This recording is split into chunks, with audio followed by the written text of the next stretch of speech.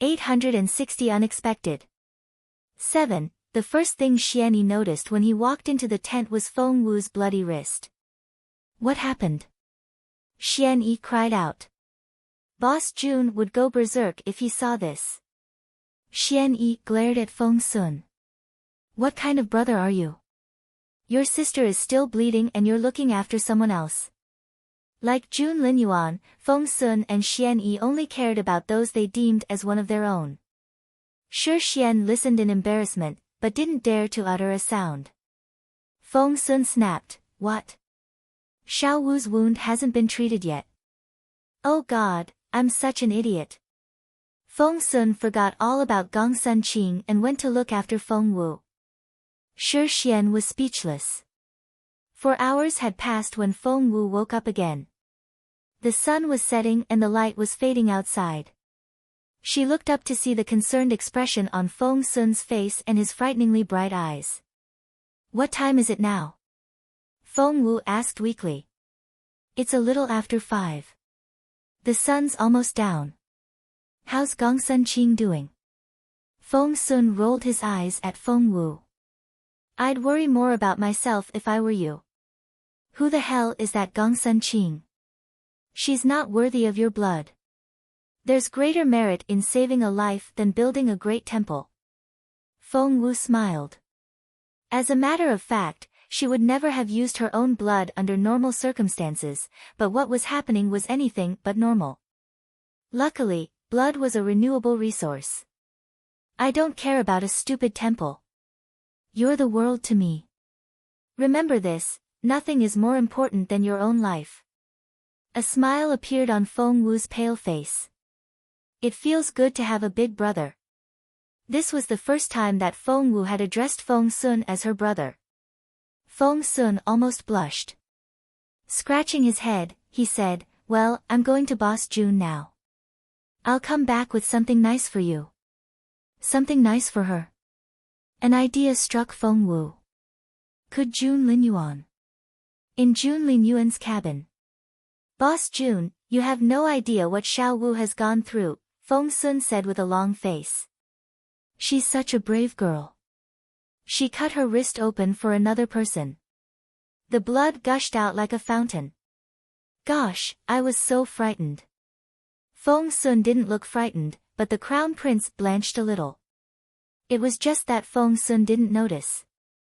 The crown prince had gone stiff. He felt a chill run down his spine as he stared at Feng Sun. Feng Sun said, I kept wondering, was it worth it for her to hurt herself to save that Gongsun Qing? The crown prince said, No. I thought the same. Feng Sun nodded. My sister is so kind and naive. She's stupid. Jun Linyuan's eyes flickered.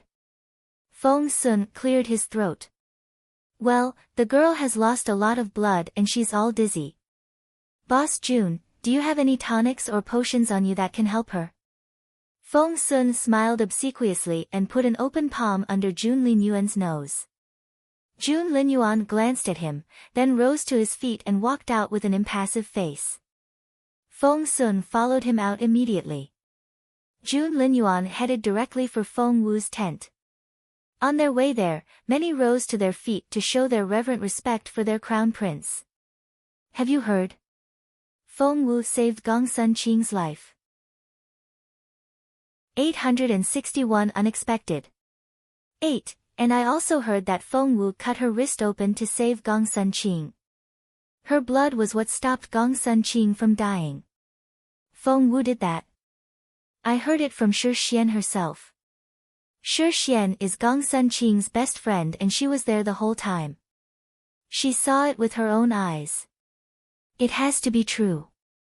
So, Feng Wu is actually a kind person.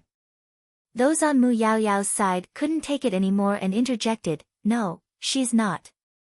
Even if what you said is true, she only did it to win popularity.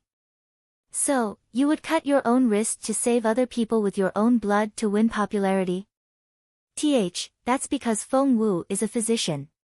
She was only doing what she's supposed to do. That's moral coercion. Since when is it mandatory for all physicians to offer their blood? Then, Shi Xian stared at Yao Ying, who was standing next to Mu Yao Yao. Answer me this, could you do the same if you were her? Yao Ying stammered, I. Shi Xian smirked.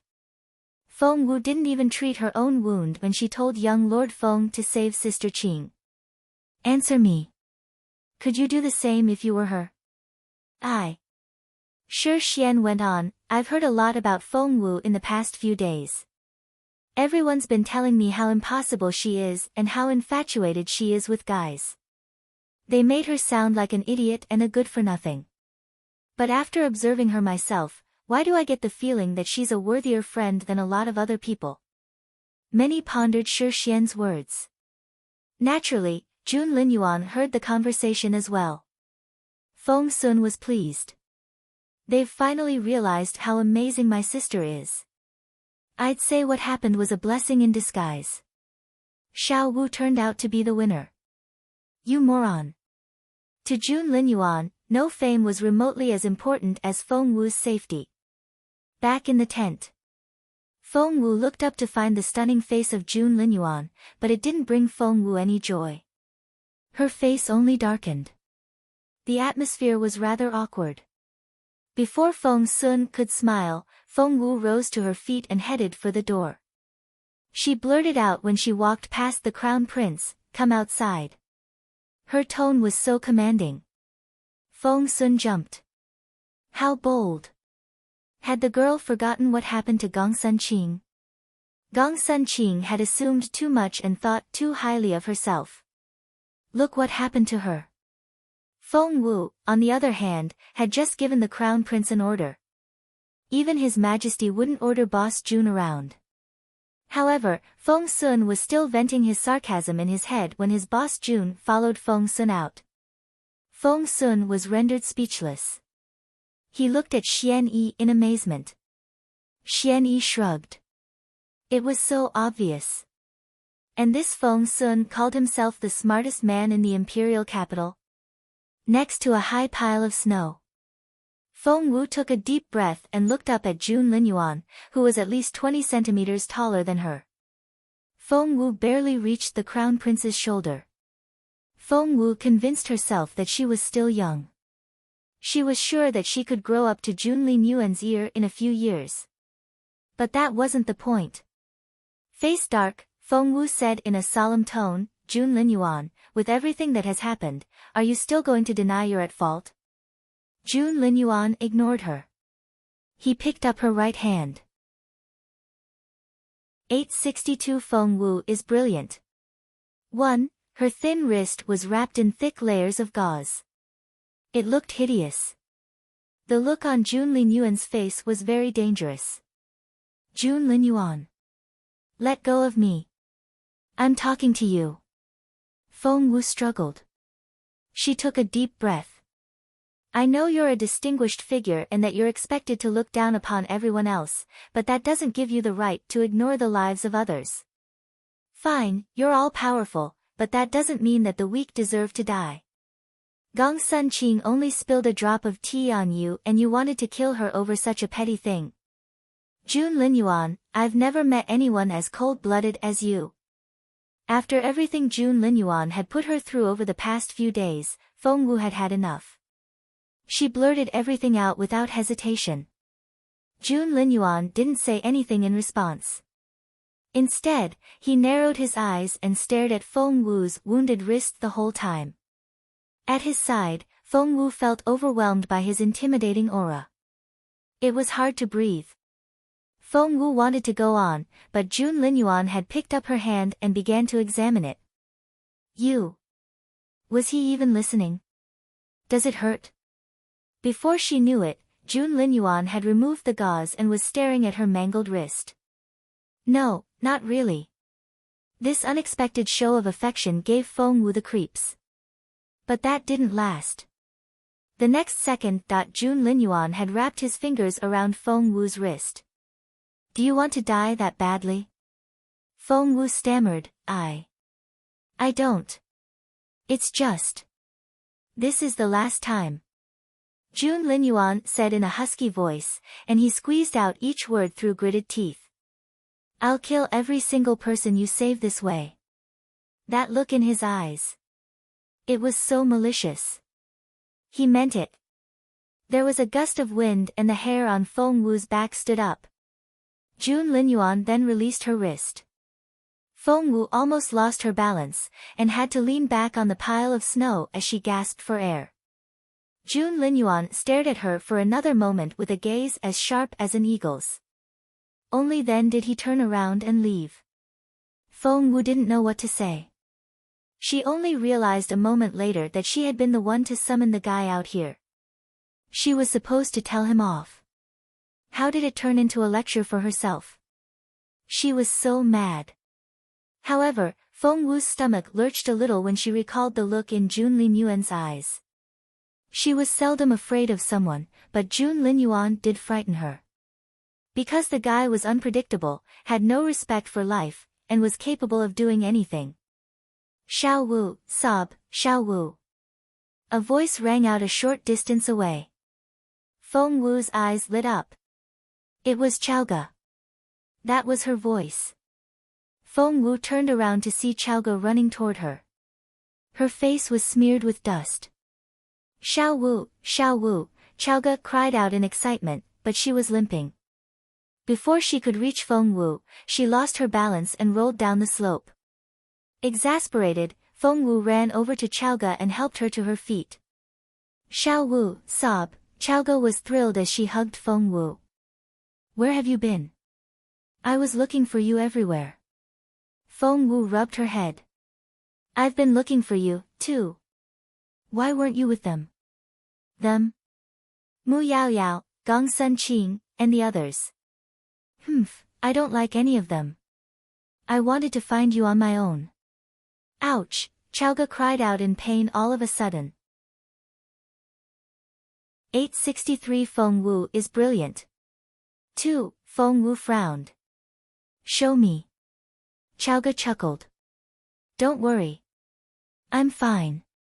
A magical beast just bit me in the leg, and it hurts a little, that's all. What magical beast? A snowy white snake. It was really pretty and I wanted to catch it. But it didn't go as expected, Chaoge said with a long face. You silly girl, Feng Wu jabbed Chaoge's forehead with a finger and went on examining her. She froze all of a sudden. The look on her face turned grave. Chaoge was bewildered. Xiao Wu, what's wrong? Are you feeling unwell? What happened to your face? And your hand? Chaoge reached out to hold Feng Wu's hand, but Feng Wu remained serious. Xiao Wu, what's wrong? Are you very ill? Chaoge was flustered. Feng Wu took a deep breath. Chaoge, I need to tell you something. Of course. I'll help you no matter what, come hell or high water. Xiao Wu, please don't be afraid. Chaoge held Feng Wu's hand and nodded solemnly. Feng Wu would be lying if she said she wasn't moved. Feng Wu wanted to tell Chaoge that the snake was extremely poisonous and that she didn't have any antidote on her, not even adequate raw ingredients to make one. But she couldn't bring herself to tell Chaoge. Let's get you back first. Feng Wu helped Chaoge to her feet. Gosh, this leg is killing me. Chaoge drew in her breath and smacked her own thigh. Don't. Feng Wu cried out. The toxin was in a dormant state, but her smack could trigger the flow of her blood and quicken the spread of the toxin. I'll carry you. Feng Wu immediately threw Chaoge on her back and headed for the tent. Xiao Wu, put me down. Put me down now. You're dying, you shouldn't be doing this. I should be the one carrying you. Chaoge squirmed on Feng Wu's back and yelled. Feng Sun rushed out at the noise. What's going on? What is it? What do you mean Xiao Wu's dying? Feng Sun freaked out. After the blood loss, Feng Wu was in fact too weak to carry Chaoge. She put her friend on Feng Sun's back instead. Take her back into the tent. Feng Sun didn't want to, but he obeyed after seeing his sister's pale face. After steadying Chaoge on his back, he told Feng Wu, it's so cold out here. Let's go back in. All the other candidates were sitting out in the open as a cold, snowy wind blasted through the valley. Someone had tried to start a fire, but with the howling wind and the heavy snow, the fire was smothered almost as soon as the wood lit up. Their faces had turned blue and everyone was shivering. Looking at their pale faces and purple lips, Feng Wu shook her head in resignation. These people had zero ability to survive in the cold. As she walked past the crowd, she said coldly, "Dig a hole in the snow where it's less windy. It'll be warmer inside." She had told them what to do, it was up to them to make the choice. That was as much help as Feng Wu could offer. Feng Wu didn't try to keep her voice down, so a lot of candidates heard her. They whispered among themselves after Feng Wu left. What did Feng Wu say? 864 Feng Wu is brilliant. 3. She said we should dig a hole in the snow and sleep in it. It'll be warmer that way. Is she trying to kill us? The snow is freezing, and a hole underground will be the same. And she's telling us to sleep in it. We won't live to see another sunrise if we do that. A voice cut them off at that moment. Why do I get the feeling that Feng Wu's instruction makes sense? It was Shi Xian. Ever since Feng Wu saved Gong Sun Qing with her own blood despite how the latter had mistreated her, Shi Xian had changed her opinion of Feng Wu. Many smirked at this. Is that so? Miss Shi, please enlighten us. Shi Xian said, I can't, but I'm willing to try. We'll freeze to death all the same if we just sit here. Shi Xian was the first to dig. Those around her tried to stop her, but she persisted. She was willing to trust Feng Wu, although she also found it impossible that a snow pit could be warmer. Soon, she made a hole big enough for one person. Shi Xian was the first to enter. Wait! Shi Xian's eyes lit up. She had thought that Feng Wu was making fun of them, but as it turned out, Feng Wu was right. It was so much warmer inside. Shi Xian wasn't on her own. After Gong Sun Qing was injured, she became the leader of Gong Sun Qing's team. She walked out and gave the order to her team of 15. Let's start digging. From 50 m to the east and 30 m to the west under this big rock. We're making a very big snow pit. But, the others hesitated. Shi Xian said decisively, I know you all have doubts, but you'll see after you do this. Facts spoke louder than words. With Gong Sun Qing gone, the team members followed Shi Xian's instruction. They knelt and began to dig with their weapons. Cold and starved, they began to show signs of hypothermia and grew weaker. Luckily, with their combined efforts, the hole was finished in time. After they climbed in, there was no need for Shi Xian to explain, for everyone beamed at one another. Oh God! It's so warm here. It completely blocks the wind from getting in. I didn't think this would work. Feng Wu was right. Quite a few candidates were still outside and waiting to laugh at the team. However, they were baffled when they saw how cheerful they were. What was going on? Some of them found excuses to enter the little cave. They felt the difference in temperature as soon as they walked in. The looks on their faces changed. That actually worked. A teenager named Fan Yuan was the first to take action. He had always been kind of an outsider, and he was now the first to take action. Without another word, he dashed off and began to dig under that big rock. More people joined in. Everyone was digging like rats, and snow scattered everywhere. 865 Feng Wu is brilliant. 4. Mu Yao Yao and Xian Yuan Yi were dumbfounded. Especially Mu Yao Yao. She grabbed a girl by the arm when the latter ran past her. What's going on there? What are you people doing? Oh my, Princess Mu, please let go of me. I need to hurry up before all the good spots under that rock are taken. That's the least windy place. The girl, who had always respected Mu Yao Yao, shoved the ladder to one side and ran off. Mu Yao Yao stumbled and almost fell to the ground. Her face darkened. Could it be that Feng Wu's method actually worked? When Mu Yaoyao finally entered one of the holes, she had to admit that Feng Wu was right. It really was warmer inside than outside. With the holes, they no longer had to sit in the open and shiver in the freezing wind. What frustrated Mu Yaoyao more was the conversation around her. Feng Wu knows so much. I never knew that. That's right. She's really smart. Although, she did get full marks in the written exam. We should have known that. We've said so many bad things about her, but she's still willing to share this piece of information with us. She's not a bad person. So true. Remember how Gongsun Qing targeted her before? But she cut her wrist open to save her. That's proof enough of her character. That doesn't make sense. If Feng Wu is so kind and warm-hearted, why are there so many rumors about her? I bet she offended the wrong people. She's so pretty. It's only normal that some people would be jealous of her. That's the price of being so brilliant. I don't care what other people think, but from now on, I'm going to form my own opinion. Me, too. Mu Yaoyao was furious. These people are singing her praises over such a petty favor. Do they even have principles? Mu Yaoyao whined. A petty favor? Those in Xian Yuanyi's team eyed Mu Yaoyao. To Feng Wu, it was just a kind reminder, but it was a life-saving tip for everyone else. Many had thought highly of Mu Yaoyao before.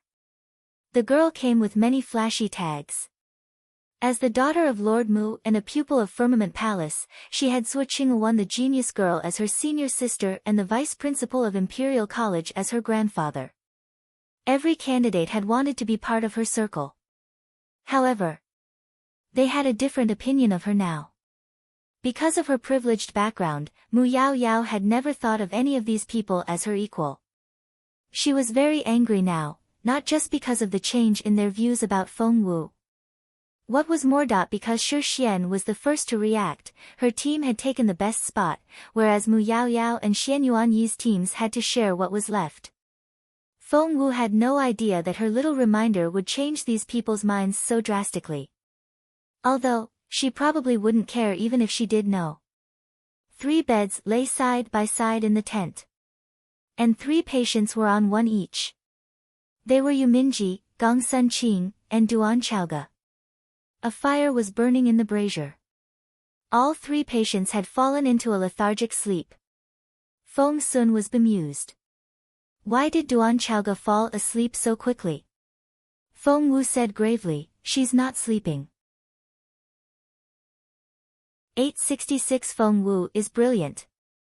5. What's she doing, then? She's unconscious. What?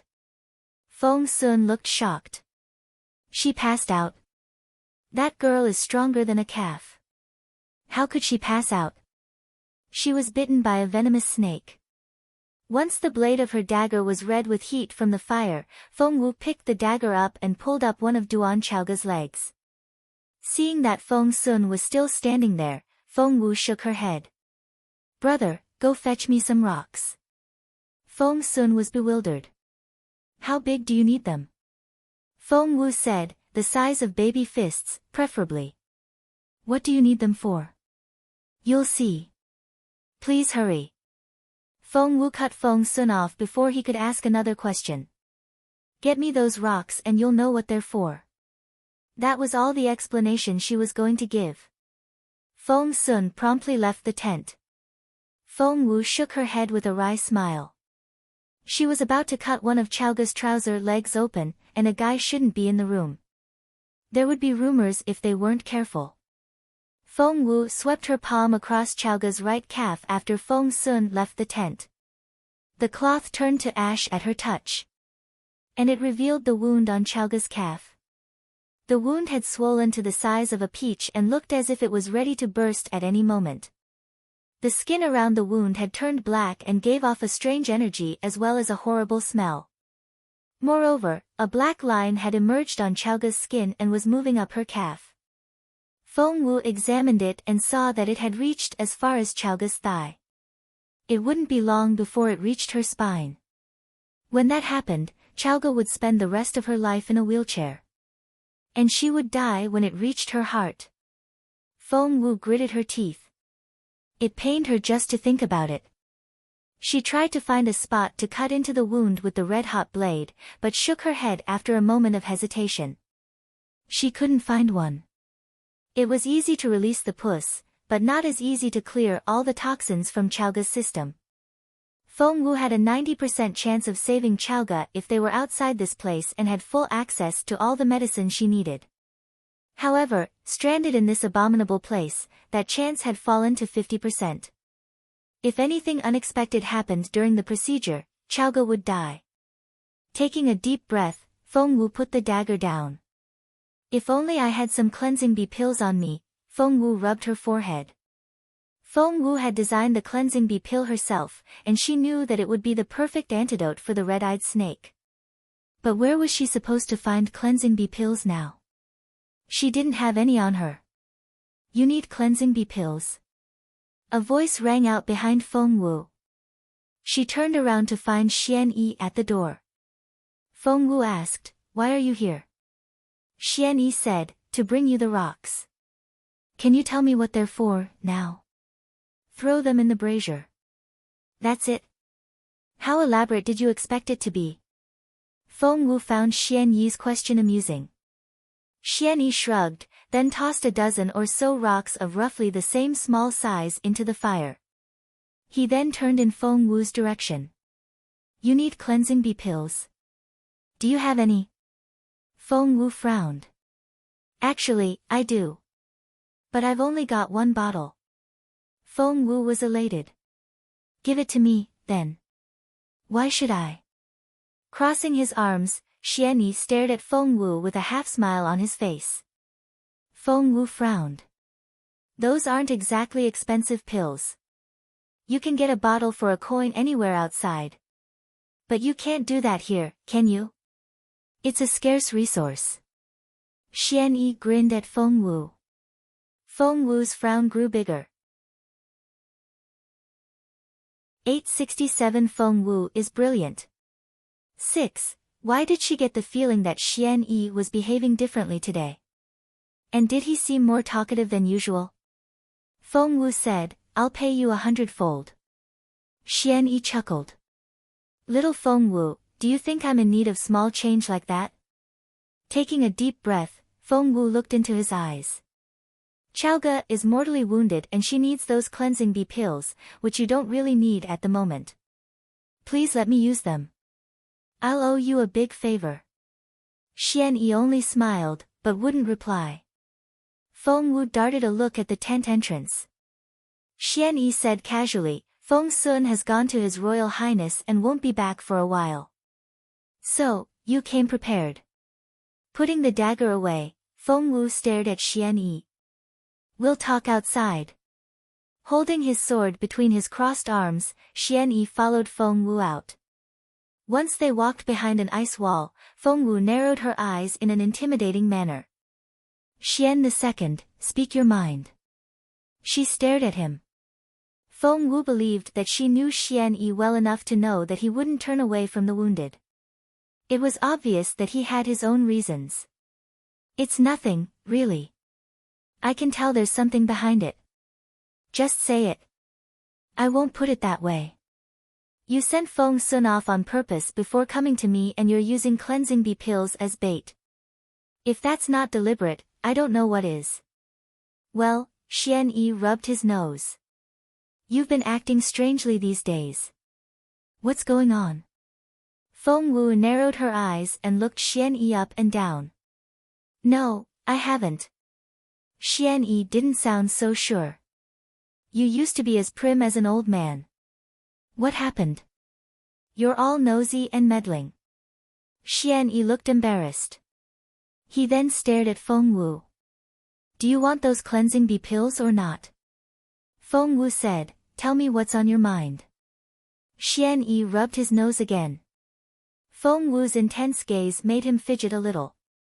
"Actually, I was going to save those cleansing bee pills for myself." Feng Wu nodded. "All right. But if you really want them, we'll leave it up to God's will. What do you mean by God's will? Easy. Let's make a bet. What bet? The simplest one. How about rock, paper, scissors? I'll give you those pills if you win. But if you lose, I can still give you those pills, but on one condition.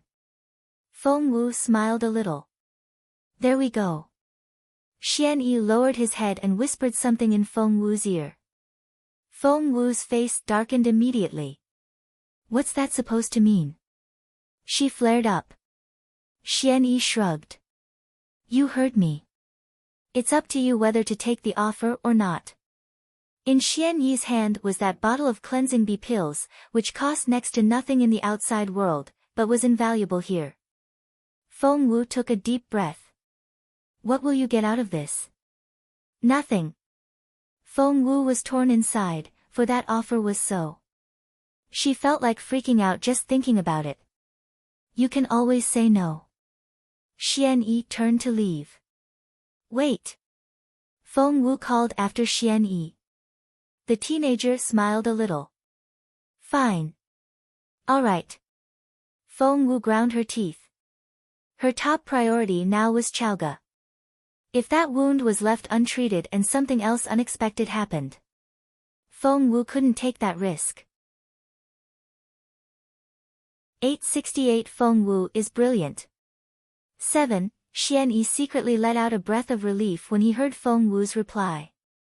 He was going so far just to help Boss June. Are you sure about playing rock, paper, scissors? Feng Wu found the idea preposterous. That's right. We'll leave it to fate.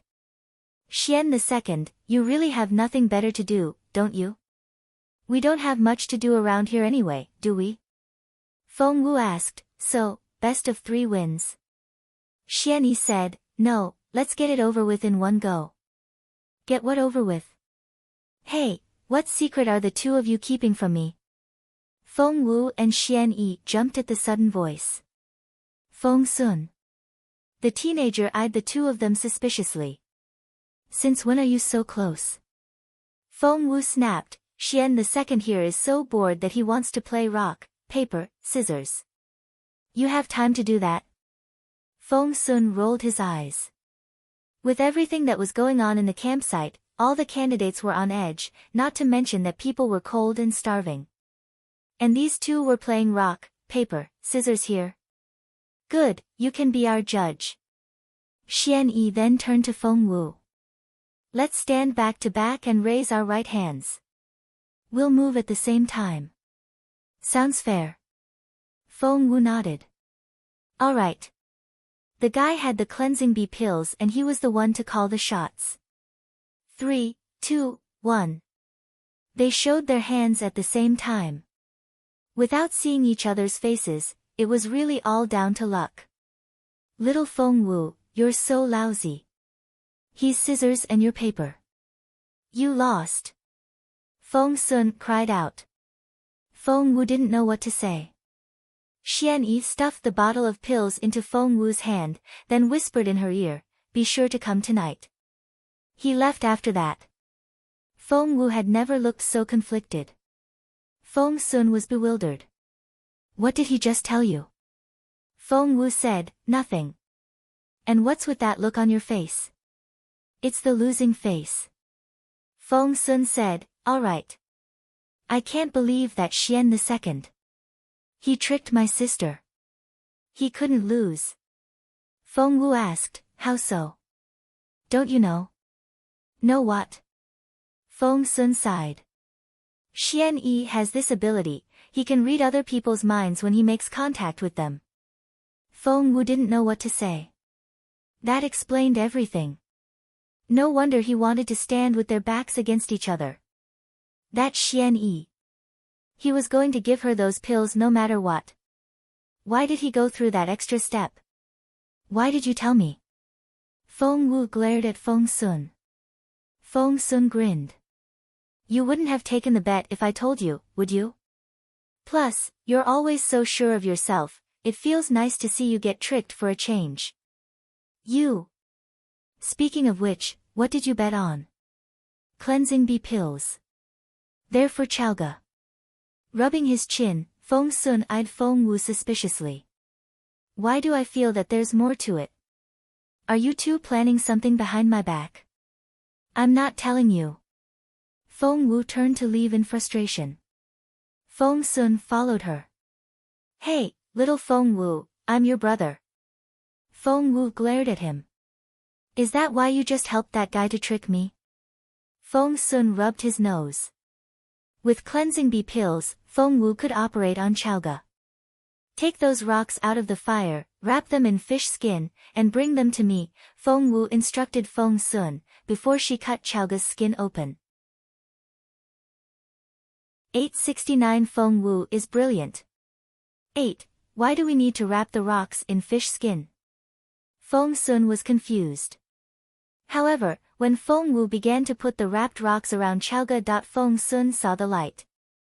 Why, Chalga seems to be warming up. Feng Wu nodded. That's right. Heated stones don't cool down that easily and can stay warm for much longer once wrapped in this special fish skin. They'll be able to keep her warm throughout the night. Someone cried out a few steps away. Feng Wu turned around and saw that it was that girl who had been taking care of Gong Sun Qing. She remembered she was called Shi Xian. Shi Xian looked excited. Miss Feng, can I use that method as well? Feng Wu asked, what method? Shi Xian said in excitement, to warm up with heated stones. Feng Wu looked very innocent. Of course. Isn't it common sense? Common sense?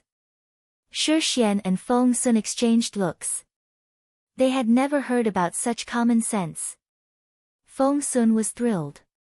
The other people won't freeze to death. Little Feng Wu, you're brilliant. Feng Sun ran out of the tent after that. Feng Wu didn't know what to say. What did she do? Why was she so brilliant?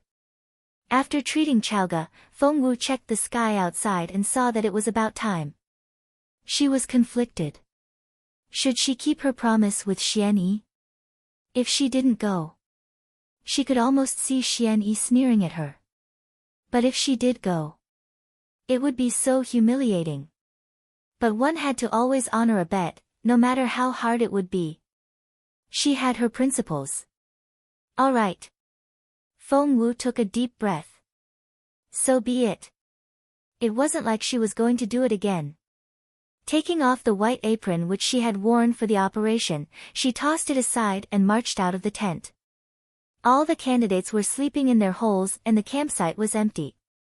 Feng Wu's tent was on the north side, while Jun Lin Yuan's cabin was on the south side. There was some distance between the two. Holding her breath, Feng Wu walked all the way from her tent to the cabin. The entire time, she couldn't see any light in the windows of the cabin. It was deep into the night and it was all hushed. When Feng Wu reached the door to the cabin, the courage she had summoned up began to fade. Xian II was the worst. He had done this on purpose and was waiting to laugh at her. His request was that she had to kiss Jun Linyuan and tell the guy, I'm in love with you. It was. Feng Wu walked around the cabin in circles and her courage kept fading. Should she talk to Xian II and change the terms? No. Xian II popped up behind her when she wasn't paying attention. Gosh. Feng Wu turned around to find Xian Yi behind her, which made her jump. She glared at him. You scared the crap out of me. We're not changing it. Xian II grinned. Although, you can always leave if you're willing to admit that you're a person that won't honor your word. Feng Wu gritted her teeth. Xian II. You just can't wait to laugh at me, can you? Holding his sword between his crossed arms, Xian Yi raised an eyebrow. Feng Wu challenged him. You think I can't do it? Can you? Feng Wu didn't know what to say. She really wanted to back out. However, she was so irritated by the taunting look in Xian Yi's eyes. It's just a bet and I'm going to keep my word. Feng Wu snorted and marched toward the cabin. Looking at Feng Wu from behind, Xian Yi narrowed his eyes. 870A kiss. 1. Did Xian Yi have no feelings for Feng Wu at all? That wasn't the case. However, he had to find out how little Feng Wu felt about Jun Linyuan first. Xian Yi believed that she would never agree to such preposterous terms if she didn't have any feelings for Jun Linyuan at all, hence the seemingly pointless bet. He was testing Feng Wu. Maybe the girl hadn't realized how much she actually cared about Jun Linyuan. Feng Wu reached the door to the cabin, and for some reason, she flinched. She looked over her shoulder at Xian Yi. A few steps away, Xian II stood in the snowfield, holding his sword between his crossed arms. He gave her a knowing look and a half-smile. That irritated Feng Wu. So be it. She wouldn't be intimidated. She would get it over with and run away before Jun Linyuan found out. Feng Wu pressed her ear to the door and listened carefully. The breathing sounded long and even. His Royal Highness was really asleep. But that didn't fully convince Feng Wu. Taking out a tube filled with sleeping incense powder, she began to blow it into the cabin. Wush thought the powder was a special concoction of Feng Wu's, and was supposed to be highly effective. It should take effect in less than 5 minutes. Because Jun Linyuan was the person in question here, Feng Wu waited for a few more minutes. She only pushed the door open 15 minutes later. The cabin had been crudely built and a straw rope had been used to lock the door, which Feng Wu thought would be easy to untie. However, she soon realized that the knot was impossible to untie. She moved to the window instead. Luckily, the window wasn't locked. Feng Wu carefully pried the window open and jumped in as quiet as a cat. She did everything in one smooth motion without any pause in between. The window was left open, for Feng Wu knew she would be leaving soon. Silver moonlight poured into the room like running water and shone on Jun Linyuan's face. The crown prince was lying there with his hands crossed on his abdomen. The clear and bright moonlight gave his deep-set, exquisite features extra charisma, bringing out his natural charm. Taking a deep breath, Feng Wu walked gingerly to the bed and sat down on the edge. Feng Wu waved a finger in front of his face. Jun Linyuan. Jun Linyuan. She had to make sure he was really asleep. He gave no reply. Feng Wu was elated. However, she still wasn't fully convinced. Could a formidable man like Jun Linyuan be drugged that easily? She drew a dagger out of her sleeve for another test. The blade glinted coldly in the moonlight. She then swept the blade down at Jun Linyuan's forehead. Jun Linyuan's eyes remained closed and he didn't move a muscle. He would have dodged if he was pretending to be asleep. However, he didn't even flinch when the tip of the blade was 1 centimeter away from him. That was to say, Jun Linyuan was really drugged. Oh God, this was a 1 in a million chance. Putting the dagger away, Feng Wu put a hand on either side of Jun Linyuan's head and lowered her head. Staring at Jun Linyuan's face, she quickly said the words that Xian Yi had told her to say. Although, there was a little twist. Feng Wu said it in French, which was unknown in this world. Je t'aime. Feng Wu couldn't even bring herself to look at Jun Linyuan's face after saying those words, fearing that the guy might wake up. It would be so embarrassing. She then lowered her head to kiss him. But she was too nervous and lost her balance. The next second, she fell on top of Jun Linyuan. 871A kiss. 2. She fell on top of him and their lips touched. Feng Wu felt like screaming. She was supposed to kiss him without letting him know, not smash into him to wake him up. Feng Wu was still feeling frustrated when she sensed an intense gaze. She raised her head and looked into a pair of bright eyes. Feng Wu. Their eyes met. Blood rushed into Feng Wu's head and she felt as if she had just been struck by lightning. Her head went completely blank. For a moment, Feng Wu didn't know where she was or what she was doing. Their lips had touched and she had looked into his eyes. Ah! Feng Wu finally came back to herself.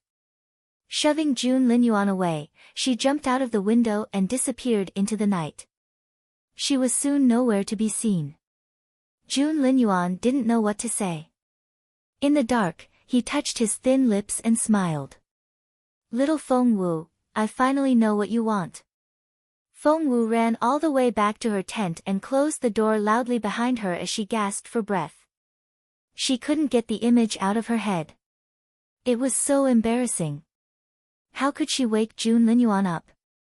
That ruined all her plans. Would he begin to assume things? Of course he would.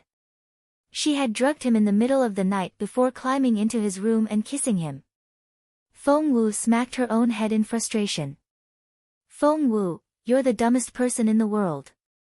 Feng Wu smacked herself again. Why are you doing that to yourself? Are you crazy or something? Yu Minji had woken up and was grinning at Feng Wu. His amorous eyes twinkled. He noticed that Feng Wu was blushing, and the look on her face reminded him of a girl in love. She almost looked secretly joyful. Yu Minji narrowed his eyes. Did you go see Jun Linyuan? The scared son was displeased. No. Feng Wu denied outright. Really? Yu Minji wasn't convinced. Yes. Really? Feng Wu threw a dirty look at him and said in an irritated voice. She was angry from her embarrassment. Yu Minji looked aggrieved as he mumbled, Fine, you didn't. There's no need to shout at me. Feng Wu said, Sorry about that. Her apology cheered Yu Minji up right away and he beamed at her. Little Feng Wu, come here. What? Despite her impatience, Feng Wu still went up to him. Taking Feng Wu's hand, Yu Minji looked up at her. You made my life miserable back in Frozen Forest. I told you already, I'm not her. Shall I invite Feng Sun and the other guys over to help me with that? Yu Minji, how dare you? Feng Wu smacked the guy on the head. Ouch! Yu Minji puffed out his cheeks and cried out in pain. He looked at Feng Wu with teary eyes. Are you trying to kill your future husband? Feng Wu stomped on his feet. Say that again and you're dead. Fine, fine. I won't, Yu Minji pouted. Feng Wu had tricked him over and over again in Frozen Forest. He had been set up and poisoned, not to mention that she had stolen the treasure from him. But now, she was threatening him. Any other woman would have been killed by now. 872 A Kiss. 3. But why did he seem to enjoy it when little Feng Wu yelled at him? Yu Minji rubbed his chin. Why are you grinning? Feng Wu was bewildered and felt Yu Minji's forehead for his temperature. The guy was rubbing his chin and grinning. Was he delirious? He didn't have a temperature. Before Feng Wu knew it, a big hand was on top of hers and Yu Minji was looking up at her with his brooding eyes. The air felt warm all of a sudden. Thump! Feng Wu stomped on Yu Minji's foot. Ouch! That hurt. Yu Minji glared at Feng Wu. Feng Wu said grumpily, Have you recovered? I think so. Completely? I don't think so. Then lie down already. Alright. After forcing Yu Minji to go to bed, Feng Wu sat down against the wall and closed her eyes. The night ended and the eastern sky began to brighten up. The candidates started to wake up one after another. Meanwhile, in Imperial College, many were worried sick. For they had lost contact with the candidates inside. Not only wasn't there a video feed on the screen, even the ranking screen had gone dark. Only 1/10 of all candidates had passed the written exam, and everyone who was still taking part in the physical tryout was from privileged backgrounds. Hence, all their families were concerned about the situation. Parents had gathered outside the college and were asking questions in great agitation. But no one was able to tell them anything. For even the heads of Imperial College didn't know what was going on in the snowfield. The news got to the Feng clan. Feng Lu was over the moon when she heard it. What? Say that again. Feng Lu stared at Kaiyue, her chambermaid. What did you say? Miss Lu, all candidates are stuck in Proud Snowfield and have lost contact with people on the outside. No one knows what happened to them. Lady Wang patted her chest. Xiao Lu, it's so lucky that you didn't get in, or I would be so worried now. All of them are stuck there, and they could be all dead by now, right? Feng Lu said. Such as Feng Wu, Chaoge, and Mu Yaoyao. That's right, said Kaiyue. Many families have gathered outside Imperial College and are asking for an explanation. Feng Lu was elated. Has Feng Wu's family heard about this? We've only just heard the news ourselves. That family has kept pretty much to themselves. I don't think they've been told yet. Feng Lu and Lady Wang exchanged looks. They hadn't. Good. Let's go. Lady Wang and Feng Lu headed for Fallen Star Yard. Feng Wu feared that her beautiful mother would be harassed after she and Chaoge left for the exam, so she had made arrangements beforehand. Uncle Chiu was to keep the gate shut and try to stay inside for as long as possible. Knock, knock, knock. Granny Gui banged on the door. But no one answered. Keep knocking. Lady Wang smirked. Knock, knock, knock. Knock, knock, knock. The door to the yard had been fortified, but the banging still almost shattered it. Who is it? Granny Zhao called out from inside, sounding displeased. Granny Zhao, it's me. We've got news about Miss Wu. Granny Gui and Lady Wang exchanged looks. Granny Zhao opened the door immediately at the mention of Feng Wu. She saw a large group of people outside, led by none other than Lady Wang herself. 873 A Kiss. For, Granny Zhao asked in a hurry, what happened to Miss Wu? Lady Wang cast a stern look at her. You're just a maid. Show me to your lady now. Lady Wang, her ladyship isn't feeling well. Granny Zhao tried to stop Lady Wang from coming in. However, Lady Wang glared at her. Xiao Wu is dying and all she thinks about is herself. What kind of mother is she? Granny Zhao and Uncle Chiu exchanged looks of astonishment. Miss Wu is dying. How's that possible? Qiuling was bewildered. Qiuling was helping Lady Xuanji to her feet, and naturally, the lady heard the news as well. What? Xiao Wu is, Lady Xuanji turned ghastly pale. Tears welled up in her eyes and her knees buckled. What happened to Xiao Wu? Seeing how shocked Lady Xuanji was, Lady Wang felt she had vented her hatred. She smirked. Something disastrous has happened and they've lost contact with the candidates inside. I heard that the boss of all magical beasts, the Frosty Night Beast, has woken up. The other candidates at least have the ability to protect themselves, but your Feng Wu is simply too weak. Or shall we say, she's useless. Some candidates who have withdrawn from the exam said that your Xiao Wu is dead. My lady. My lady. Qiuling panicked when Lady Xuanji fainted in her arms. All hell broke loose in the courtyard. Lady Wang and Feng Lu promptly left the scene. The mother and daughter exchanged gloating smiles after they left the courtyard. Xiao Wu, my Xiao Wu, Lady Xuanji wept. My lady, please calm down. Everyone thinks Miss Wu has no cultivation ability at all, but Miss Wu is very capable. I'm sure she's fine. Qiuling knew that something had gone wrong, but it wasn't necessarily as serious as Lady Wang had described. She said to the others, My lady, please don't worry. I'll go to Northern Feng Mansion to ask Lady Northern Feng about it. I'm sure she can tell us something. Qiuling then went to talk to Lady Northern Feng. The guards recognized her from before and showed her in right away.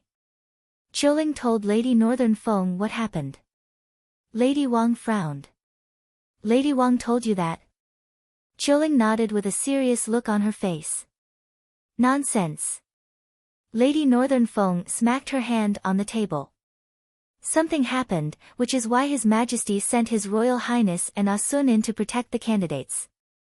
If something that big happened, the crown prince would be in danger as well. Who told them that someone died? They're spreading rumors. So is Miss Wu alright? Lady Xuanji passed out when she heard the news, and she's still pale. Qiuling was anxious. Lady Northern Feng waved her hand. I'm coming with you.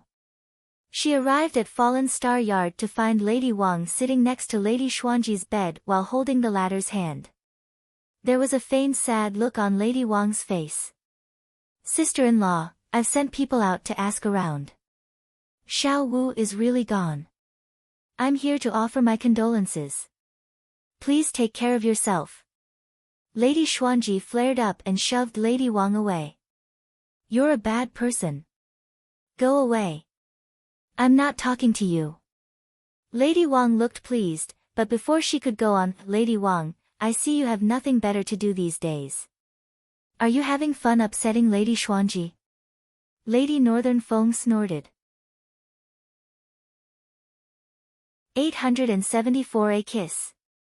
5. Lady Wang turned around to see Lady Northern Feng behind her. She didn't like the sight of Lady Northern Feng at all, but had to suppress that feeling. Not only that, she even had to put on a friendly smile. Lady Northern Feng. Lady Northern Feng smirked. Did you just say that my Xiao Wu is dead? My Xiao Wu. That was so affectionate. Despite her bitterness, Lady Wang had to squeeze out a smile. Your ladyship, I was only just told. From where and by whom? What were their words, exactly? I need names. Lady Northern Feng sneered. Imperial College hasn't given out any information so far. I'd like to see who's been spreading rumors and causing panic among the common folk. His Majesty and Her Majesty the Empress Dowager will hear about this. His Majesty and Her Majesty the Empress Dowager. Lady Wang panicked. No one had told her about Feng Wu's death. She had made it all up to shake Lady Xuanji. Your ladyship. Names. Now. Lady Northern Feng snapped.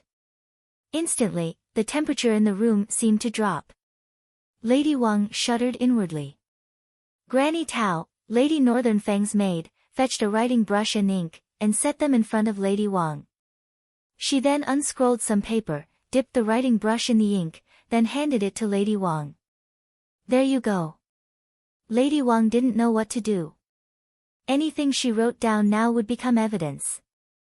If it really was taken to His Majesty, she would be charged for spreading rumors, and that was punishable by death. Lady Northern Feng was known for her dauntless behavior. That woman was capable of anything. The more Lady Wang thought about it, the more scared she got. Sweat trickled down her forehead. She could only plead with Lady Northern Feng.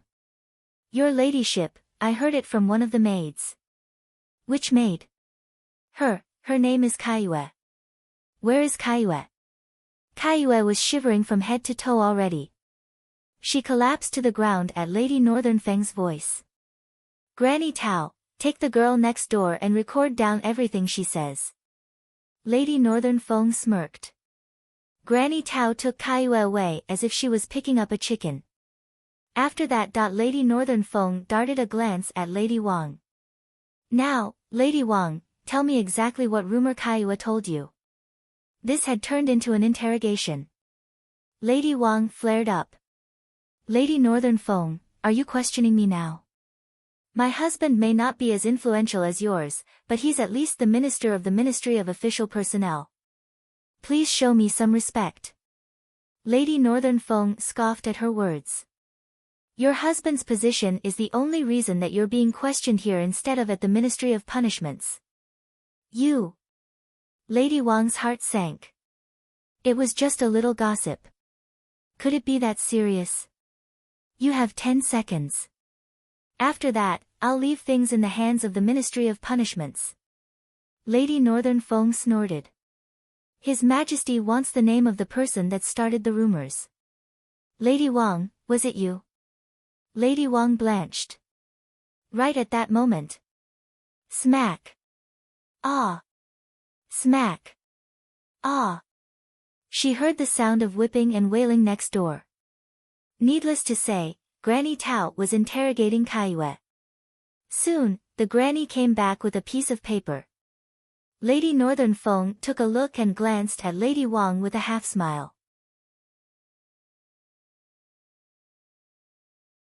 875 A Kiss. 6. Lady Wang didn't dare hold back any information anymore. She said in a hurry, "It was Kaiyue. She told me that Xiao Wu was dead. But this piece of paper tells me otherwise." Lady Northern Feng smiled. "I wonder which of you is lying." "Guards." Lady Wang was utterly flustered. With a wave of her hand, Lady Northern Feng said, "Take these two people away." "Lady Northern Feng, you can't do this to me. I'm a fourth-ranked lady. You're suspected of spreading rumors and disturbing public order. I'll talk to Minister Feng himself if he has questions. Lock Lady Wang up in the prison at the Ministry of Punishments." Lady Wang was bewildered. This wasn't happening. She couldn't believe it. She was going to be locked up in the Ministry of Punishments because she made up a story about Feng Wu's death. She was the wife of the Minister of the Ministry of Official Personnel, for Christ's sake. However, no matter how loudly Lady Wang cried and how aggrieved she felt, she couldn't change Lady Northern Feng's mind. No one ever could.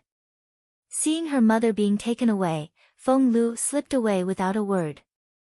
Lady Northern Feng shook her head as the girl ran away. Luckily, Ning Chenxi had discovered the truth in time. The entire Ning family would have been ruined if he married this girl. With Lady Wang's people taken away or scattering, Fallen Star Yard quieted down again. It was only now that the people of Fallen Star Yard could express their gratitude toward Lady Northern Feng. Lady Xuanji had the mind of a child, so Granny Zhao thanked Lady Northern Feng on her behalf. "Your ladyship, it's all thanks to you that. It's the least I could do." Lady Northern Feng casually waved her off. "Xiao Wu is my goddaughter and you're all family. Plus, if Xiao Wu finds out that I didn't help you when she was away, she'll hate me for it." Chilling asked, "Miss Wu is coming back, isn't she? We'll see her again, right?" Lady Northern Feng said confidently, "I wouldn't be so sure if His Majesty sent someone else in, but His Royal Highness is leading the rescue team himself. Even if you don't trust Xiao Wu, you should have faith in him." But Qiuling was still worried. So what if His Royal Highness was in there with them? He and her mistress didn't exactly see eye to eye. Would he really care about Miss Wu's well-being? Qiuling wasn't convinced. "And my brat is with them, too." Lady Northern Feng knew how much Feng Sun cared about his little sister. Xiao Wu would always be his top priority. The entire imperial capital was in a panic. And all the pressure was on Grand Secretary Feng. In the imperial palace, cough, cough. Grand Secretary Feng broke out in a fit of coughing as he reported to the emperor. "Feng, do slow down." Emperor Wu told the chief steward to fetch a chair for Grand Secretary Feng. "I know that all eyes are on you at the moment. It's very unfortunate for you, having to handle a situation like this right after starting in your new position. But don't worry. The Crown Prince is in there with them. He'll figure everything out." Emperor Wu chuckled. Grand Secretary Feng sighed. "I wouldn't be so worried if everything is as reported, but that sound before the communication was cut off came from something more powerful than a king of the magical beasts. I'm afraid that the Frosty Night Beast might have mutated." "Are you sure?" Emperor Wu frowned. 876 A Kiss. 7. Grand Secretary Feng nodded solemnly. Emperor Wu had been very confident about his decision before, but not anymore. He was agitated.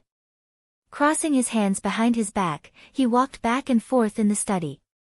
"Are you sure about the mutation?" Emperor Wu frowned at Grand Secretary Feng. Grand Secretary Feng nodded. "I think it's highly likely." "That's going to be problematic," said Emperor Wu. The Crown Prince specializes in the element of fire, whereas the Frosty Night Beast is a beast of ice. The two elements are in a balanced relationship. Now that the beast has mutated, my son is going to be in trouble. What? What do you mean he's in trouble? The Empress Dowager was taking a walk in the garden and happened to walk past the Emperor's study. She then decided to pop in to see if the father and son had been fighting again. Thus she heard mention of her baby June at the door, and made her way into the study. Emperor Wu buried his face in his hands. Had it been anyone else, the person would have been kicked out. However, it was his mother. Mother, Emperor Wu was going to find an excuse, but the Empress Dowager cut him off. No excuses. I want the truth. She had obviously overheard the conversation, there was no point trying to hide it from her anymore. Hence, Emperor Wu told her everything. The Empress Dowager almost choked on her own breath. Grabbing Emperor Wu, she ranted, "What's wrong with you? Why did you send baby June on such a dangerous mission? Do you hate your son?" "I knew it. You hate baby June." Emperor Wu was aggrieved. June Linyuan wanted to go himself and I couldn't stop him. Why did he do that? Well, next to the Empress Dowager was none other than Empress Dugu. While the old lady was sick, Empress Dugu had made use of the opportunity and kept her company. The two were getting along much better now. And it would be against Empress Dugu's nature to let such an opportunity go to waste. Mother, do you think that Miss Feng Wu could be the reason? What? The Empress Dowager stared at her daughter-in-law. Empress Dugu smiled. The rumor on the street is that His Royal Highness is in love with Miss Feng Wu. So, is it possible that His Royal Highness entered the region because of that? Where did that rumor come from? The Empress Dowager flared up. I only heard it in passing. I'm sure it's just speculation. Find the person who started it. The Empress Dowager's face was livid. Grand Secretary Fang's heart sank when he heard the anger in the old lady's voice. It seemed that the Empress Dowager still didn't like Xiao Wu, even after the girl saved her life. Why, isn't it Grand Secretary Fang? Empress Dugu turned to Grand Secretary Fang. I was told that you're Feng Wu's next-door neighbor. That's right. What do you think of Miss Feng, then? Empress Dugu was well connected. She had learned about the help Grand Secretary Fang gave Feng Wu during the written exam.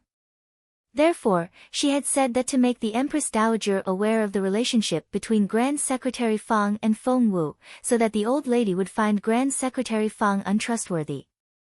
That was her plan. As soon as Empress Dugu said that, the Empress Dowager stared at Grand Secretary Fang.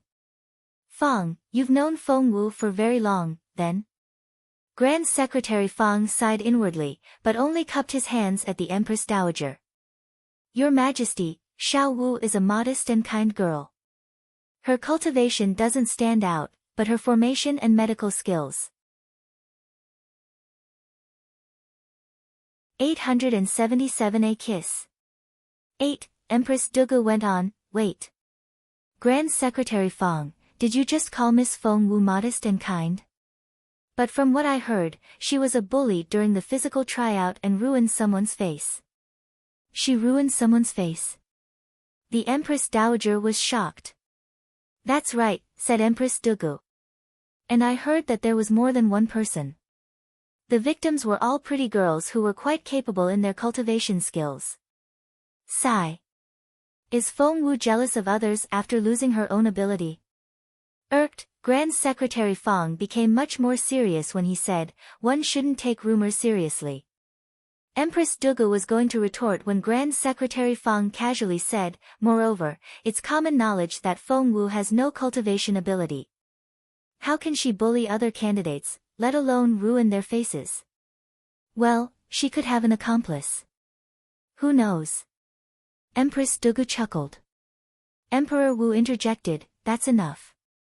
What you're arguing about is highly inappropriate. Just then, footsteps came from outside. Your Majesty, the head of the Zhua clan begs for an audience. The head of the Zhua clan was none other than Zhua Qinghuan's father. What was he doing here?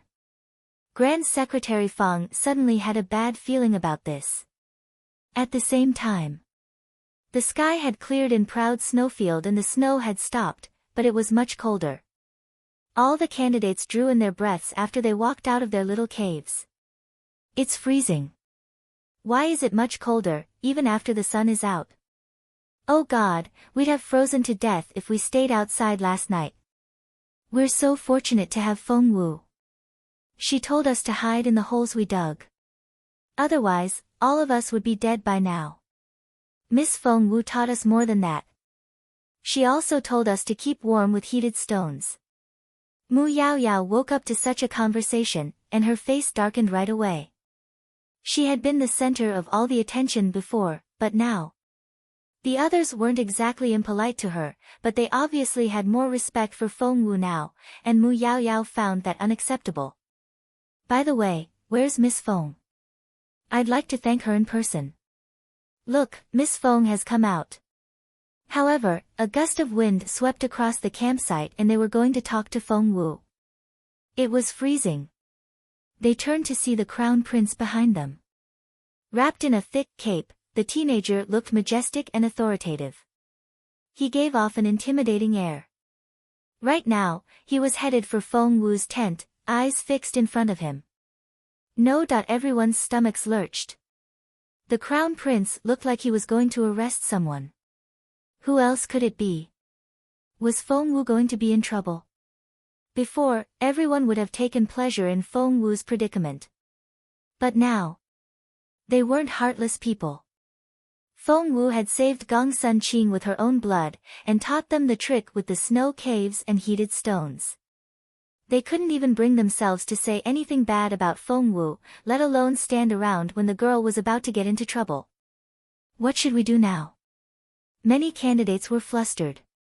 Meanwhile, Xian Yi was saying a silent prayer next to Jun Linyuan. After everything he had done to prepare the young couple, all they needed was a little push in the back. Your Royal Highness, please don't blow this again. Of course, Xian Yi didn't let any of this show on his face. Holding his sword inside his crossed arms, he looked as solemn as a young lord should.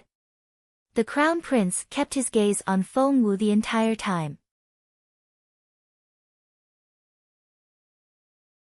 878 His Royal Highness likes you. 1. Everyone's hearts were in their throats. By the looks of His Royal Highness's demeanor, was he going to give Feng Wu a hard time again? Needless to say, Mu Yaoyao was grinning. However, most of the others were grateful for Feng Wu's help and were concerned. Jun Linyuan stared at Feng Wu.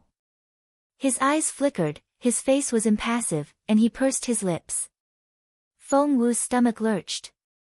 Shit! Jun Linyuan was here to ask her about what happened last night. Looking around, Feng Wu saw that all eyes were on them. If this got out, she would be facing the greatest humiliation of her life. Vexed, Feng Wu threw a dirty look at Xian Yi. However, Xian Yi seemed to be ignoring her in favor of looking at Jun Linyuan the whole time. A million ideas flashed across Feng Wu's mind. Luckily, she was level-headed enough to keep her face straight. Feng Wu, last night. The look on Feng Wu's face changed as soon as Jun Linyuan began to speak. What happened last night? I was treating my patients the whole time and never set foot outside the tent. Feng Wu stoutly denied. But I saw you last night. You were only dreaming. Feng Wu almost panicked. The gossip of her climbing into Jun Linyuan's bed had already gone viral. If the guy began to talk about her coming to him last night in front of everyone, and told the others what happened after she got there, she would be ruined. Feng Wu was shivering inwardly. Jun Linyuan sneered at Feng Wu. She couldn't read the emotion in his eyes. Still staring at Feng Wu, Jun Linyuan said, "Walk with me." He promptly turned to leave after that. And he walked fast. Feng Wu secretly let out a breath of relief. She racked her brain for a way out as she followed Jun Linyuan. Feng Wu, good luck. Someone called out from the crowd. Feng Wu looked over her shoulder and saw that it was Shi Xian. Several others followed suit and cheered for her with waving fists. Feng Wu, we believe you. Don't worry, Feng Wu. We got your back. Feng Wu. Feng Wu was bewildered. This wasn't right. Didn't these people hate her? She had lost count of all the things they had been saying about her. Their biggest wish was probably for her to disappear forever. But how come their attitudes had now changed? That was so strange. However, Feng Wu didn't have time to care about what other people thought of her now. Her top priority was to deal with the intimidating crown prince in front of her.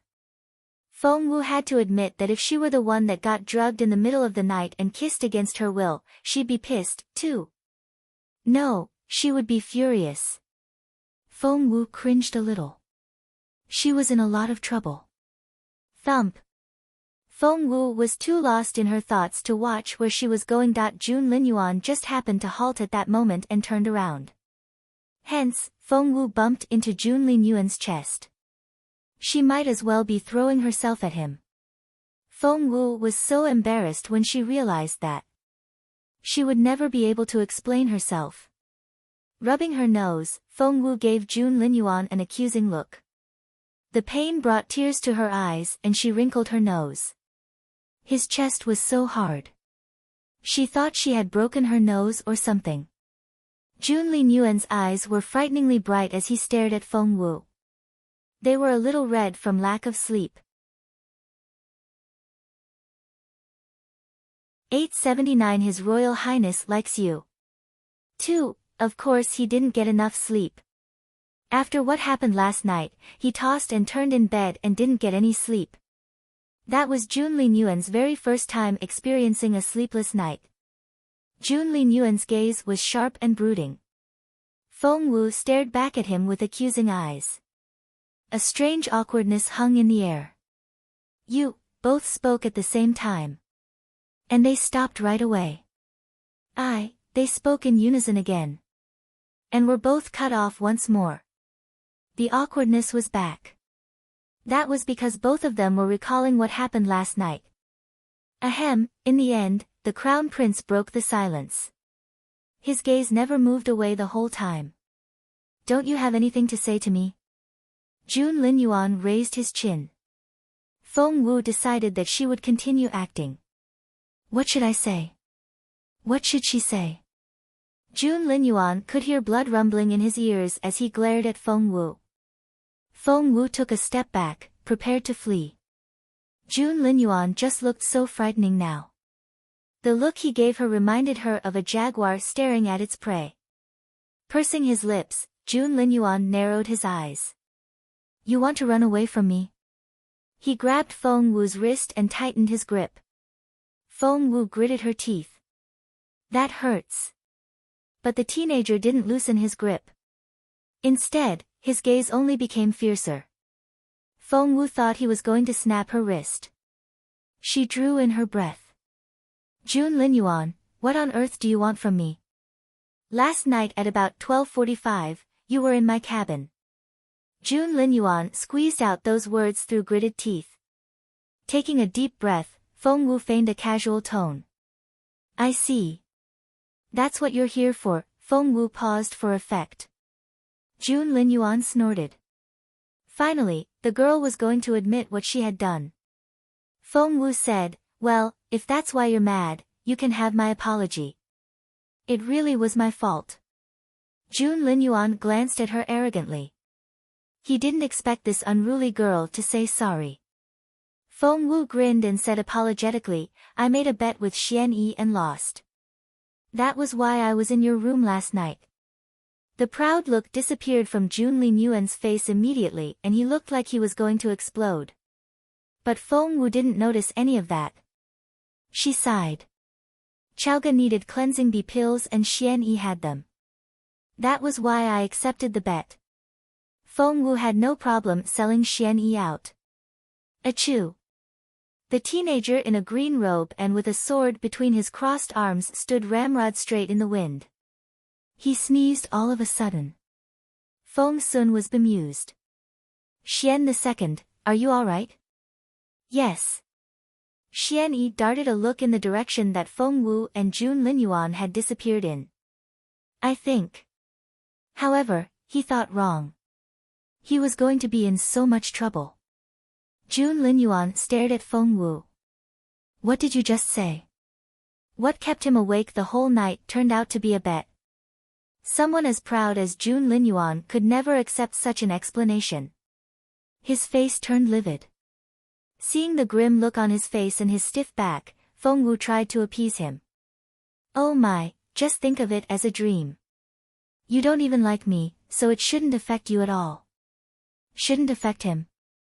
Jun Linyuan wished that was the case. But he was affected. 880 His Royal Highness likes you.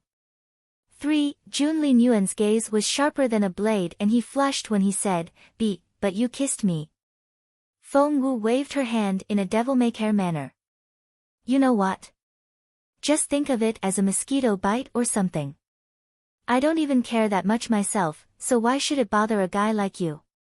It's not like you've lost anything. Jun Linyuan was infuriated. Their lips had touched. How could she think so little of it? He was losing sleep over what happened, but she brushed it off just like that. The crown prince was so mad that he couldn't think straight. He forgot all his words. Why, you Jezebel! Feng Wu had planned to coax the guy until he calmed down, but she snapped when she heard what Jun Linyuan said. What did you just call me? Feng Wu rested her hands on her waist. Did you just shame my honor? Jun Linyuan glared at Feng Wu, his face livid. A bet? A joke? He had just been made fun of. He promptly turned to leave. Jun Linyuan. Stop right there. I need an explanation. Who gave you the right to call me that? Feng Wu yelled after Jun Linyuan, but the guy had disappeared into the distance. She stomped her foot in frustration. It was only supposed to be a joke. She lost the bet and she had to honor her word. That was why she kissed him. What did shame have anything to do with it? What a bummer. Meanwhile, the crown prince thought he looked like he was surrounded by the coldest air. Wherever he went, everything in his way froze instantly. When he walked past Xian Yi and Feng Sun was flustered. Where's my sister? Boss Jun, where's my sister? Feng Sun looked behind Jun Linyuan, but didn't find Feng Wu anywhere. He panicked. Jun Linyuan had a murderous look in his eyes. And he was staring at Xian Yi. Xian Yi's heart sank. No. Feng Wu had sold him out. I'll go check up on my sister. However, Feng Sun didn't get a chance to finish his sentence. Jun Linyuan's cold voice cut him off. Come with me. Both of you. Feng Sun and Xian Yi exchanged looks, one bewildered and the other conflicted. Feng Sun had no idea what was going on, but Xian Yi had an inkling. He rubbed his nose with a wry smile. Judging by Boss Jun's mood, he had failed at this task again. Xian Yi couldn't for the life of him figure out what was going on. It was so obvious that Boss Jun was in love with the girl and he had thought that the cat would be out of the bag with just a little push. But I think they'll need a lot more than a push. Xian Yi smiled bitterly. Who needs what? Feng Sun was at a loss. Xian Yi said, forget about who or what.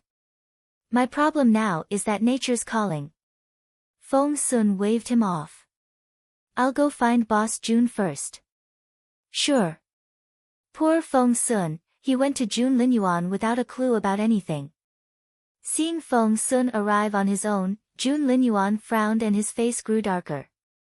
Feng Sun asked, Boss Jun, what do you need us for? A duel. Feng Sun almost choked. Last time when Boss Jun said those words, Feng Sun ended up bedridden for nearly a month. So, when he heard those words again, Feng Sun's first reaction was to flee. However, the crown prince would never let his punching bag escape.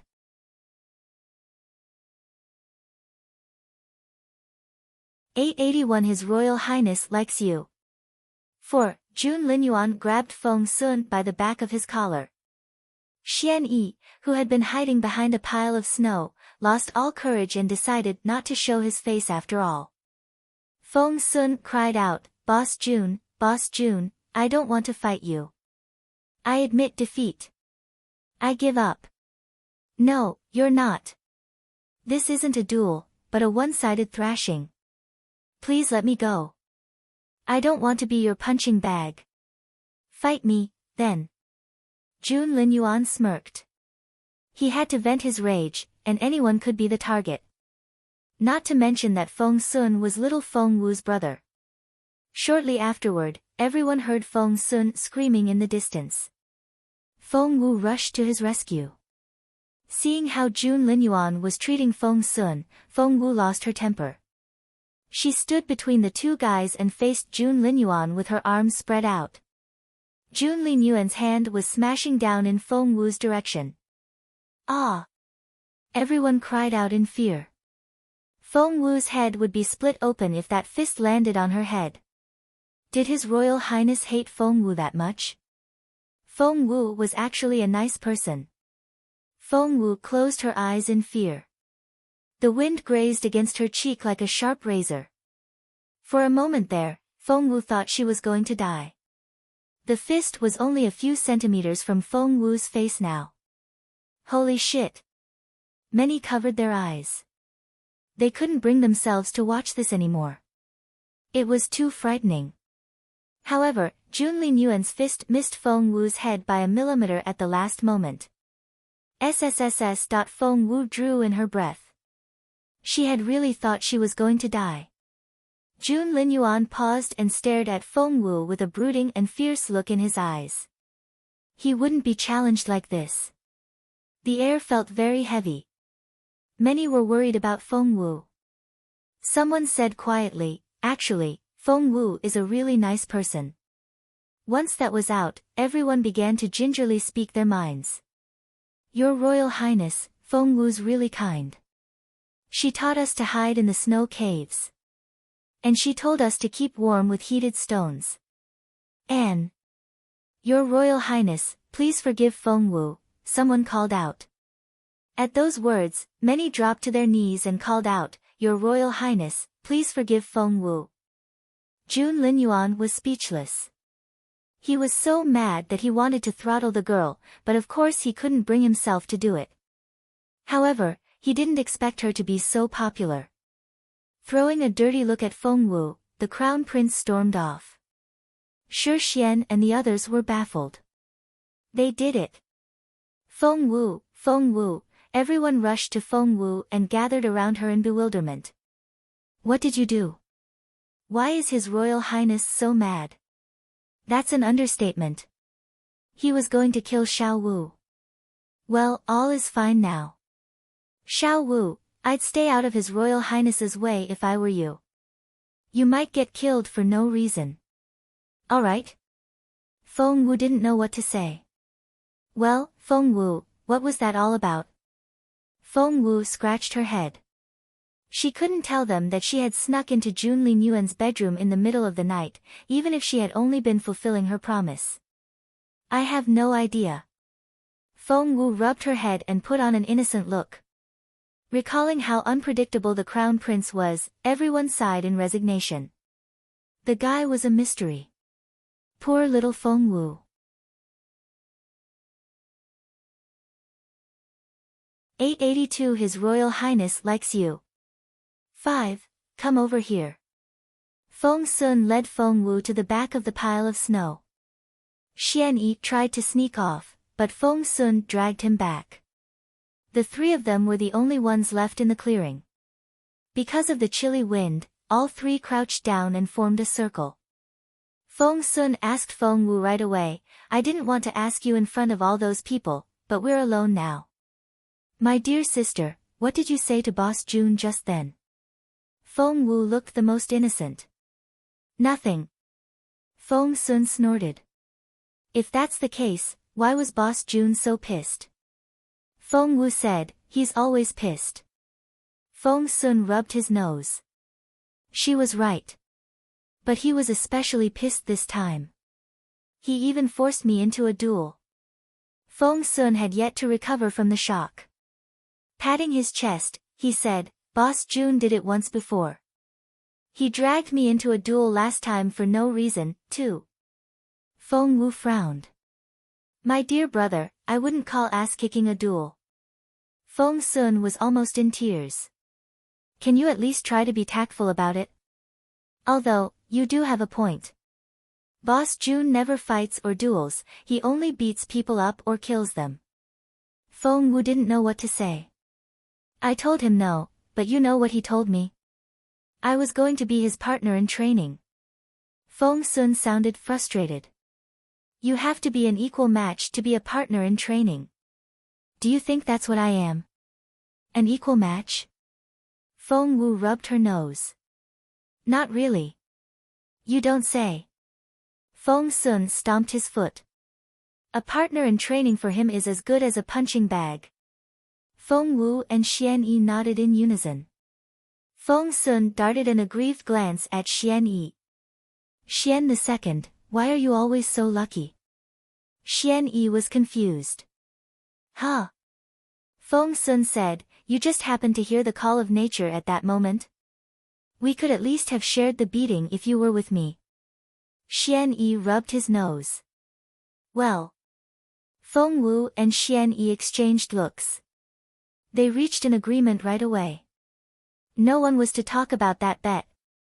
Feng Wu looked at Feng Sun sympathetically.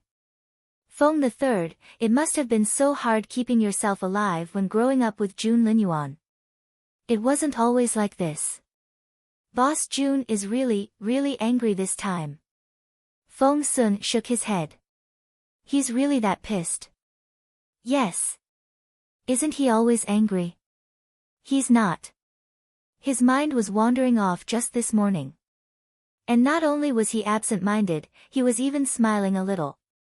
He was in a good mood, Feng Sun said with a long face. He was so confused. Xian Yi gave Feng Sun a thumbs up in his head. He then checked the look on Feng Wu's face. A girl as bright as little Feng Wu had to be able to see through His Royal Highness's abnormal behavior right away. However, to Xian Yi's disappointment, Feng Wu frowned. That's strange. If that's the case, he wasn't angry this morning. Feng Sun nodded. But wasn't he all furious when he came to me just then? That's right. Why was that? Exchanging looks, Feng Sun and Feng Wu said in unison, he finds you, me, annoying. What a frustrating discovery. Both Feng Wu and Feng Sun lowered their heads, looking defeated. No. It wasn't like that. Next to them, Xian Yi was exasperated. Why were these two smart people behaving like a pair of idiots now? They were on the wrong track.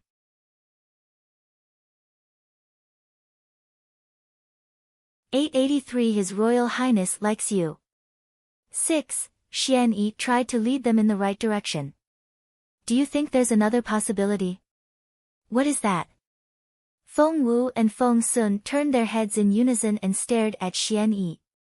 Is it possible that Boss Jun actually likes little Feng Wu? Ha ha ha. Feng Wu and Feng Sun guffawed, and both gave Xian Yi, you idiot, looks. Xian Yi rubbed his forehead. He had thought that Boss Jun was the only one that wouldn't admit his true feelings, but as it turned out, Feng Wu was no better. Boss Jun was doomed to have a very bumpy journey in his quest to court his beloved girl. Xian Yi, are you even listening to yourself? Can you tell the difference between liking a person and not? Feng Sun was baffled. Has Boss Jun ever shown Feng Wu any kindness from the moment they met for the first time? He's either frowning or pissed off. When he doesn't storm off, he tries to beat her up. And you call that liking her? Xian Yi was rendered speechless. He wanted to help Boss Jun out, he really did, but there was nothing he could do. Well, where were we? Feng Sun ignored Xian Yi and went back to Feng Wu. Your Boss Jun is very angry. Yes, he is. He's exceptionally angry this time. He wasn't like this before.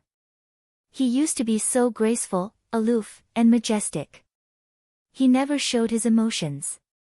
A volcano could erupt right in front of him and he wouldn't even blink. But how many times has he lost control so far? Rubbing his chin, Feng Sun was all the more confused. Since when did all this start? When? Feng Wu frowned. All of a sudden, Feng Sun raised his head and stared at Feng Wu. Feng Wu flinched. What? That look gave her the creeps. Feng Sun grabbed Feng Wu's arm. It all started at the northern border. More precisely, it all started after he met you. Xian Yi wanted to applaud Feng Sun. He decided that he would keep his silence, for whenever he spoke, Feng Sun would misunderstand him and lead the conversation in the wrong direction. Feng Wu frowned. Are you saying that I'm the reason that he's mad? Feng Sun nodded. Yup. I made him lose control. Feng Sun nodded. Yup. Does he hate me that much? Seriously? Feng Sun nodded. Yup. Defeated, Feng Wu lowered her head. She looked crestfallen. I don't even know what I did wrong. Why does he hate me so much? It's like I should never have been born. Feng Sun rubbed her head. Don't be upset. I'll always be on your side, even if Boss Jun doesn't like you. I'll protect you. Xian Yi's mouth fell open. He couldn't do this anymore. These two people would give him a heart attack if he stayed here any longer. Rising to his feet, he shook his head and left in disappointment. Watching Xian Yi leave, Feng Wu and Feng Sun moved closer. Feng Wu said, Is Xian Yi upset? Feng Sun didn't think much of it. He's never cheerful. Recalling Xian Yi's poker face, Feng Wu nodded, agreeing with Feng Sun. 884 His Royal Highness likes you. 7. Poor Xian Yi. He hardly ever poked his nose into other people's business, but the people concerned kept misunderstanding each other. To say that he was mentally fatigued would be an understatement. However, at that moment. Rumble. There was an ear-splitting rumbling sound. Feng Wu and Feng Sun exchanged looks and saw fear on each other's faces. Shit! Their worst fear had just come true. The next thing they knew, a thundering noise made the ground tremble. And it was followed by the blast from a sound wave. Even Feng Wu and Feng Sun almost lost their footing, not to mention the others. The impact of such an explosive sound on a snowfield. Involuntarily, Feng Wu looked up at the mountains in the distance. As expected, large quantities of snow were tumbling down the slope like a landslide. From a distance, the rush of snow reminded one of a tidal wave. Shit! It's an avalanche! Feng Wu and Feng Sun cried out in unison. Both blanched. The snow rushed in their direction with a tremendous force. It was beyond control. Run! Feng Wu and Feng Sun cried out and both turned to run as fast as they could. By then, the others in the campsite had also noticed what was going on. Run! Everybody, run! You'll die if you're buried in the snow. Feng Sun shouted at the top of his voice. He was never the responsible type, but their duty here was to keep these candidates safe. Everybody, run! Quickly! Feng Sun looked nervously at the avalanche a short distance away as he gave instructions to the candidates. He had only turned his head for a minute or so, but by the time he realized it, Feng Wu was nowhere to be found. Feng Wu. Where's Feng Wu? Feng Sun panicked. Xian Yi was flustered when he heard Feng Sun shout her name. What did you say? What happened to little Feng Wu? Where is she? Feng Sun was exasperated. I have no idea. She was just here. I looked away for a second and she disappeared. She has no spiritual essence whatsoever, she'll be killed if she gets buried. Xian Yi said, Well, the snow is the last thing I'm worried about now, that frosty night beast will gladly have her for a snack." Feng Sun was speechless. Xian Yi was as exasperated as he was. Everyone else didn't know about Jun Linyuan's feelings, but Xian Yi did. If anything happened to Feng Wu, there would be nothing left of this entire proud snowfield. Feng Sun and Xian Yi looked everywhere, but Feng Wu was nowhere to be found. Where had that girl gone? All the candidates had rushed out of hiding and were headed east. Feng Wu. Little Feng Wu. Feng Wu. The avalanche was almost upon them, but Feng Sun and Xian Yi were still in the campsite. Many candidates were worried sick. Just then, a figure landed in front of Feng Sun and Xian Yi. He was obviously irritated. "What are you still doing here? Can't you see the avalanche? Get out of here," the Crown Prince snapped. Feng Sun couldn't care less if the Crown Prince hated Feng Wu or not. He said in a hurry, "Boss Jun, help. I can't find little Feng Wu anywhere. What should I do?" Little Feng Wu. She was missing. They were surrounded by rolling snow and a hubbub of noise, but all Jun Linyuan could hear was, "Little Feng Wu was missing. Boss Jun, is little Feng Wu going to die? Sob, she's my only sister." 885 Confrontation 1. Before Feng Sun could utter another word, Jun Linyuan had grabbed him by the throat. His grip was so tight that blue veins popped on the back of his hand. His eyes were bloodshot red, so much so that he might be weeping blood. His bellow was louder than the howling wind. "Where did you last see her?" "I can't remember. She was just there." Jun Linyuan followed Feng Sun's gaze and something fierce flickered in his eyes. The next second, whoosh! Jun Linyuan jabbed the tip of his sword into the ground. Thump! Blood spurted out, splashing all over Feng Sun's face. Feng Sun was speechless. Before he realized it, Jun Linyuan had disappeared from sight.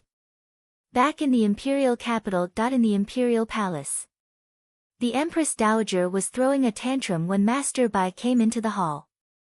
"Your Majesty, Zhuo Ming, the head of the Zhuo clan, begs for an audience." Emperor Wu frowned a little. The generation in charge of the Zhuo clan consisted of 2 male descendants. The elder one was Zhuo He, who had died at Feng Wu's hands. Zhuo Ming, the younger of the brothers, was the more accomplished one. Hence, he was the head of the clan. Why had he come here now? Bring him in. Zhuo Ming walked into the hall to find that Emperor Wu wasn't the only one there. The Empress Dowager and Grand Secretary Fang were both looking at him. Zhuo Ming's eyes met Empress Dugu's briefly and both looked away almost immediately. They were cousins. However, most people didn't know that they used to live in the same house when they were little, and had been very close ever since. "Your Majesty." Emperor Wu nodded and gestured at him to stand up. "Zhuo, you look shaken. What happened?" Zhuo Ming said, "Your Majesty, something's wrong with Proud Snowfield." Emperor Wu glanced at him. "I've been told." Zhuo Ming bowed again. "Your Majesty, Imperial College has lost contact with those in the snowfield." Emperor Wu nodded again. Zhuo Ming darted a look at Grand Secretary Fang. "I wonder if Grand Secretary Fang has any suggestions on how to re-establish communications." Grand Secretary Fang frowned. He now knew why Zhuo Ming had come here in person. He was that man's real target. Grand Secretary Fang said quietly, "Not yet." Zhuo Ming smiled a little. "Your Majesty, I have an idea." "Really?" Emperor Wu looked at Zhuo Ming. The Empress Dowager was elated. She was worried sick about Jun Linyuan's safety, and she wanted more than anything to see her grandson. However, women weren't supposed to be involved in politics and she couldn't say anything. She only stared at Emperor Wu. Emperor Wu showed no emotion on his face, and only said in an indifferent tone, "Zhuo, do you have any suggestions?" Zhuo Ming said, Your Majesty, I made some progress in my teleportation skills a few days ago, and I think I can be of help. Emperor Wu's eyes lit up. Zhuo Ming was an impressive cultivator to begin with. Now that he had made some progress, his teleportation skills could be very helpful. Zhuo Ming said proudly, only a handful of people in the Junwu Empire are more advanced than I am in teleportation skills, but I'm the only one here in court. Therefore, Your Majesty, I promise I'll do my best if given the authority. Zhuo Ming knelt down and prostrated on the ground as he paid the highest respect by kowtowing. Emperor Wu narrowed his eyes. He looked from a pile of memorials on his desk to the aggressive Zhuo Ming on the floor. So, a lot of people wanted Grand Secretary Fang to lose his job. If Zhuo Ming let out this piece of information, the families of the candidates would lose control. Grand Secretary Fang only smiled. Chapter 886 He and She. Your Majesty, if Mr. Zhuo can re-establish communications, we should consider granting him the level of authority he needs. Emperor Wu rolled his eyes at Grand Secretary Fang. Easy for you to say. Once that was granted, it would be impossible to take away. Moreover, even if he could, Grand Secretary Fang's authority as the acting principal would be undermined, and Zhuo Ming would gain popularity. Who should be named principal of Imperial College, then? Grand Secretary Fang smiled. I see that Mr. Zhuo is very confident. A crooked smile appeared on Zhuo Ming's face, giving him a cunning look. Naturally. Grand Secretary Fang asked, what if you can't restore communications? Zhuo Ming retorted, do you have any idea how many parents are eager for news from inside, or how many candidates' lives are in danger? They may have a chance to be rescued now, but Mr. Fang, you're depriving them of that chance for some personal reason. Mr. Fang, can you take full responsibility for the consequences? Zhuo Ming was indeed as imposing as the father of Zhuo Qingwan should be. He targeted Grand Secretary Fang, and his tone was relentless. Grand Secretary Fang frowned a little. He had an inkling that Zhuo He, the previous acting principal, had been killed by Feng Wu. He even had a hunch that the Zhuo family had something to do with the loss of Feng Wu's cultivation ability back then. Hence, there was a grim look on Grand Secretary Fang's face when he looked at Zhuo Ming again. Was the man here just for the position of principal? Or, did he want something else? Grand Secretary Fang narrowed his eyes. Meanwhile, in proud snowfield. Feng Wu was woken up by the bitterly cold air. She realized that she was lying on the ground, and the blazing sun above stung her eyes. She could hear the sounds of fighting. Turning her head, Feng Wu saw a snowy white magical beast with the head of a dragon and the body of a lion. The frosty night beast? Hadn't Jun Linyuan killed it already? She had even swallowed its internal elixir. This wasn't right. It then occurred to Feng Wu that the frosty night beast could have several shadow forms. What Jun Linyuan killed was one of the shadows, not the actual beast itself. Thump! Feng Wu saw Jun Linyuan and the beast fighting fiercely in midair. Jun Linyuan's blade glinted, both were attacking to kill. Feng Wu wanted to sit up, but grimaced when she felt a sting in her chest. Looking down, she saw that the front of her clothes was smeared with blood, which looked rather frightening. It hurt a lot. Feng Wu drew in a breath. She had a feeling that the bleeding had stopped, but her movement had torn open the wound, and the blood oozed out again. It hurt. Feng Wu felt dizzy and almost fainted. Her vision went dark. All of a sudden, she noticed a shadow moving her way, blocking out the sun. Looking up, Feng Wu realized in astonishment that the frosty night beast was charging at her at a tremendous speed. Its claws were sharper than any blade. Feng Wu knew what happened right away. The wound on her chest were from the claws of that frosty night beast. No wonder there was more than one cut. That beast simply moved too fast. Feng Wu didn't have time to react. But even if she did, she couldn't escape either, for her movements were hampered by her injury. The claws were less than 50 centimeters from Feng Wu. Whoosh!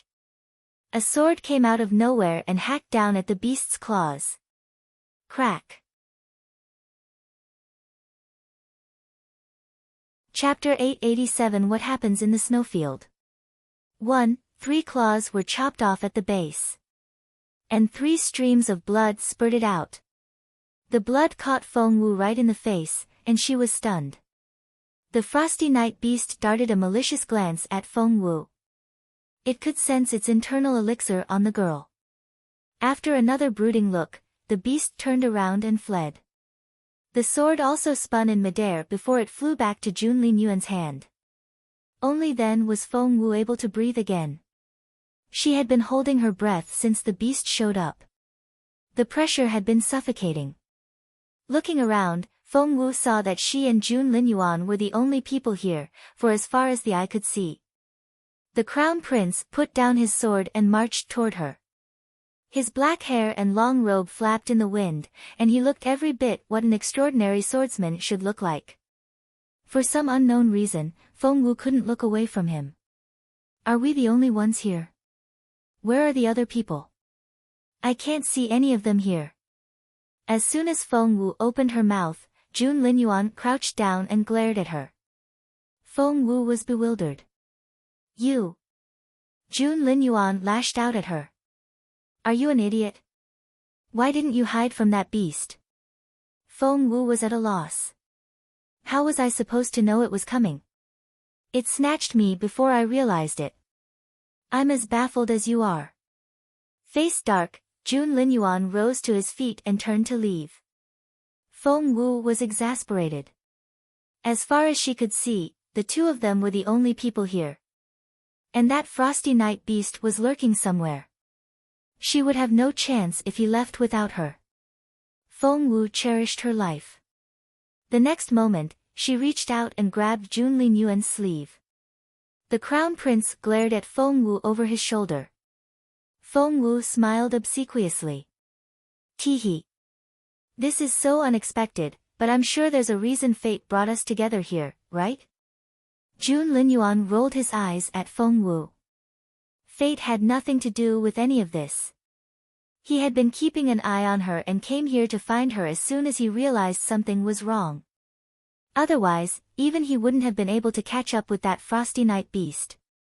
She had been that close to getting killed. At that thought, Jun Linyuan looked even grimmer and threw another dirty look at Feng Wu. Feng Wu bit her lower lip. What should she do now? Jun Linyuan looked really mad. Although, he always looked mad. Tugging at Jun Linyuan's wide sleeve, Feng Wu swayed his hand back and forth and pleaded in a soft voice, Your Royal Highness, aren't you here to protect the candidates? Well, I'm one of them, aren't I? So, you won't leave me behind, will you? Frowning at Feng Wu, Jun Linyuan said through gritted teeth, Let go. Feng Wu shook her head repeatedly. If Jun Linyuan left now, that beast would come after her right away and rip her open for its internal elixir. No. Biting her lower lip, Feng Wu looked at the crown prince from under her long eyelashes. She looked like she was going to cry. Please, please don't leave me here, sob. Forget dignity. Or self-respect. Those could all wait when her life wasn't hanging in the balance. Feng Wu kept darting pleading looks at Jun Linyuan. The crown prince sighed inwardly in resignation, but when he spoke, he sounded as impatient as ever. Do you want your wounds treated or not?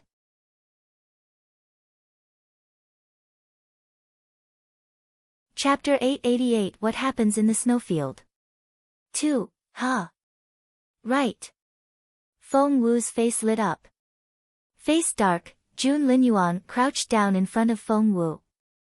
He reached out toward Feng Wu's heart with his slender fingers. Feng Wu reacted instinctively. Covering her chest with both hands, she stared at Jun Linyuan, alarmed. Excuse me? The look on his face was indifferent. You don't want to be treated, then? I can do it myself. Jun Linyuan snorted. The beast's claws pierced all the way through from your shoulder blade. Are you going to treat that all by yourself? Feng Wu hesitated. But, darting an arrogant glance at Feng Wu's chest, Jun Linyuan rose to his feet. Are you leaving? Feng Wu's stomach lurched. The guy kept silent. Feng Wu sighed inwardly. It seemed that Jun Linyuan had lost his patience. He had every right to. Right now, she was a burden, and one that wouldn't leave him alone. The more she thought about it, the more frustrated Feng Wu became. Jun Linyuan looked over his shoulder to find the girl puffing out her cheeks. She seemed dispirited. No man could stay unmoved when he was around such a girl. The crown prince gave in. He crouched down in front of her again. Only this time. Whoosh. Feng Wu's shirt was torn open at the shoulder. Ah! Feng Wu cried out in surprise, scrambled back until she was sitting against a snow wall, and stared at Jun Linyuan in fright. The look on Jun Linyuan's stunning face was very serious and his gaze was intense. Fury filled his eyes when he saw the mangled wounds on her back. It looked like his eyes were spitting fire. Her skin was fairer than the first snow. Looking into Jun Linyuan's bright eyes, Feng Wu saw a mix of emotions in them. There was rage, sympathy, passion, enthusiasm, and many more that she couldn't comprehend. Close your eyes. Jun Linyuan took a cape out of nowhere and tossed it over Feng Wu's head. It was big enough to cover an entire person. Feng Wu was freezing, so this was a timely gift. Jun Linyuan was in fact a very decent man. He only tore open her shirt enough to reveal her wounds. So, Feng Wu quickly calmed down after the initial panic. Jun Linyuan, on the other hand, was covered in sweat. Is it that warm? Feng Wu looked at him in bewilderment. They were so close that Feng Wu could count the beads of sweat on his smooth forehead. Jun Linyuan still had that grim look on his face and he didn't want to talk to her. Feng Wu could even sense his hot breath on her skin. Your breath is so hot. Have you caught a cold? Feng Wu was concerned and she felt Jun Linyuan's forehead for his temperature. Her cold fingers touched his hot skin. Both shuddered involuntarily. The crown prince ground his teeth. Didn't the girl know how arousing this was? Don't touch me. Jun Linyuan raised his voice, his tone aloof and emotionless. Feng Wu pursed her lips. She was only trying to be kind, but he only yelled at her in return. How frustrating. Come to think of it, it was only natural for Jun Linyuan to hate her touch, for he had always found her repulsive. But she had only done it out of habit as a physician. Chapter 889 What Happens in the Snowfield 3. Darting another look at Jun Linyuan, Feng Wu drew back her hand. She ground her teeth and gave Jun Linyuan an aggrieved look. Jun Linyuan also regretted scolding her, but he was too proud to apologize. He only went on treating Feng Wu's wound with a poker face. For a moment, it was very quiet and awkward. Thank you for saving me. Feng Wu broke the silence. Jun Linyuan darted a look at Feng Wu, but didn't say anything. Can you tell me how the others are doing? Are they alive? Are they in a safe place? And you Minji? The crown prince had softened a little, but his gaze sharpened again at the mention of that name. He looked ferocious. Feng Wu flinched. Stealing a glance at Jun Linyuan, Feng Wu murmured, and there you were, saying you've never considered him an equal match. Then don't flare up whenever his name is mentioned. It's like he killed your dad or something. The crown prince's face was even grimmer. Feng Wu gave in. Fine, I won't mention his name. She rubbed her nose.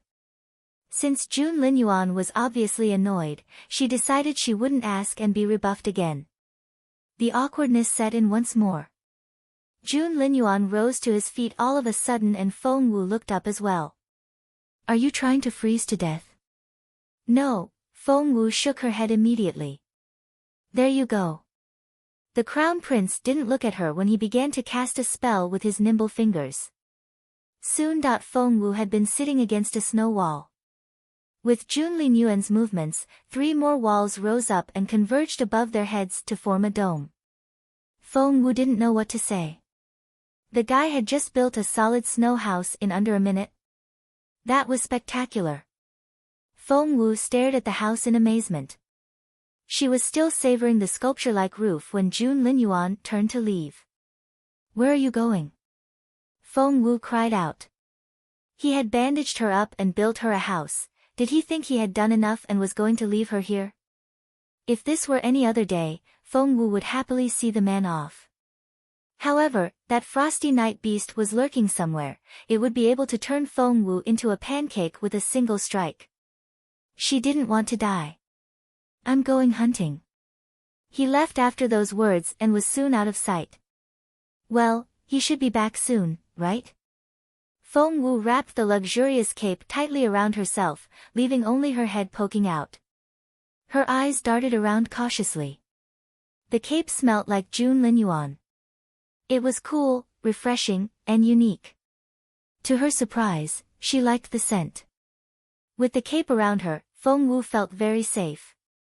That was strange. Feng Wu frowned. She thought she didn't like Jun Linyuan. Why didn't she find his smell repulsive? Feng Wu's eyes darted around. Wait. Why was there blood on that wall? She had been in the same place the whole time. There was no way her blood could have been smeared there. And the two of them were the only people here. Shit. Feng Wu smacked her forehead. Jun Linyuan's black robe had concealed his blood. It was his blood that had been transferred onto the white wall. He was injured. And why did that blood have a hint of green to it? Grinding her teeth at the pain from her wound, Feng Wu inched in that direction. She scraped a little blood off the wall and sniffed it. That smell. Feng Wu had a bad feeling. Chapter 890 What Happens in the Snowfield. 4. Are you trying to kill yourself? Tossing a dead deer on the ground, Jun Linyuan crouched down and wiped the blood off the wall. Feng Wu looked up Jun Linyuan and she sounded concerned when she asked, "Are you injured?" Jun Linyuan snorted. "Like that's news to you. I fight, I get injured." Feng Wu said, "But according to Feng Sun, you never fight. You only beat people up." Jun Linyuan rolled his eyes. "Ha!"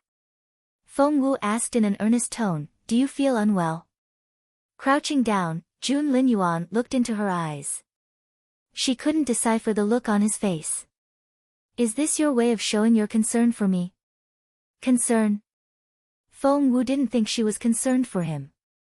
"I'm already injured and you're all that I can count on. I'll be helpless if you're down," Feng Wu said honestly. Then, to Feng Wu's surprise, Jun Linyuan's face turned livid. His eyes seemed to spit fire, which could burn her to ash. Involuntarily, Feng Wu flinched and inched back. Taking a deep breath, Jun Linyuan turned away and kicked the dead deer, which had already been drained of blood. Feng Wu didn't know what to say. She watched Jun Linyuan in resignation. Why was this man so moody and unpredictable? He was so hard to please. However, the last thing Feng Wu wanted to do now was upset Jun Linyuan. Getting to her feet on her own, Feng Wu said, "Leave the deer alone. I'll take care of it. I'm starving." But Jun Linyuan ignored her. He lit a fire, cut up the deer, and concentrated on grilling the meat. He absorbed himself in the work with a livid face and tense muscles. The air he gave off was colder than the wind. Why did Feng Wu get the feeling that he was doing this out of spite? Like when a kid was mad and wouldn't talk about it. Was she overthinking it? Jun Linyuan. Feng Wu tentatively called his name. Jun Linyuan turned his back on her. Supporting herself on the wall, Feng Wu moved to his side. "Your Royal Highness." Jun Linyuan turned in the other direction, still facing away from her. Feng Wu didn't know what to say. So, he was really mad, like in a childish way. Seriously? "Hey, Jun Linyuan, are you mad at me?" Feng Wu tugged at Jun Linyuan and said in a pleading voice.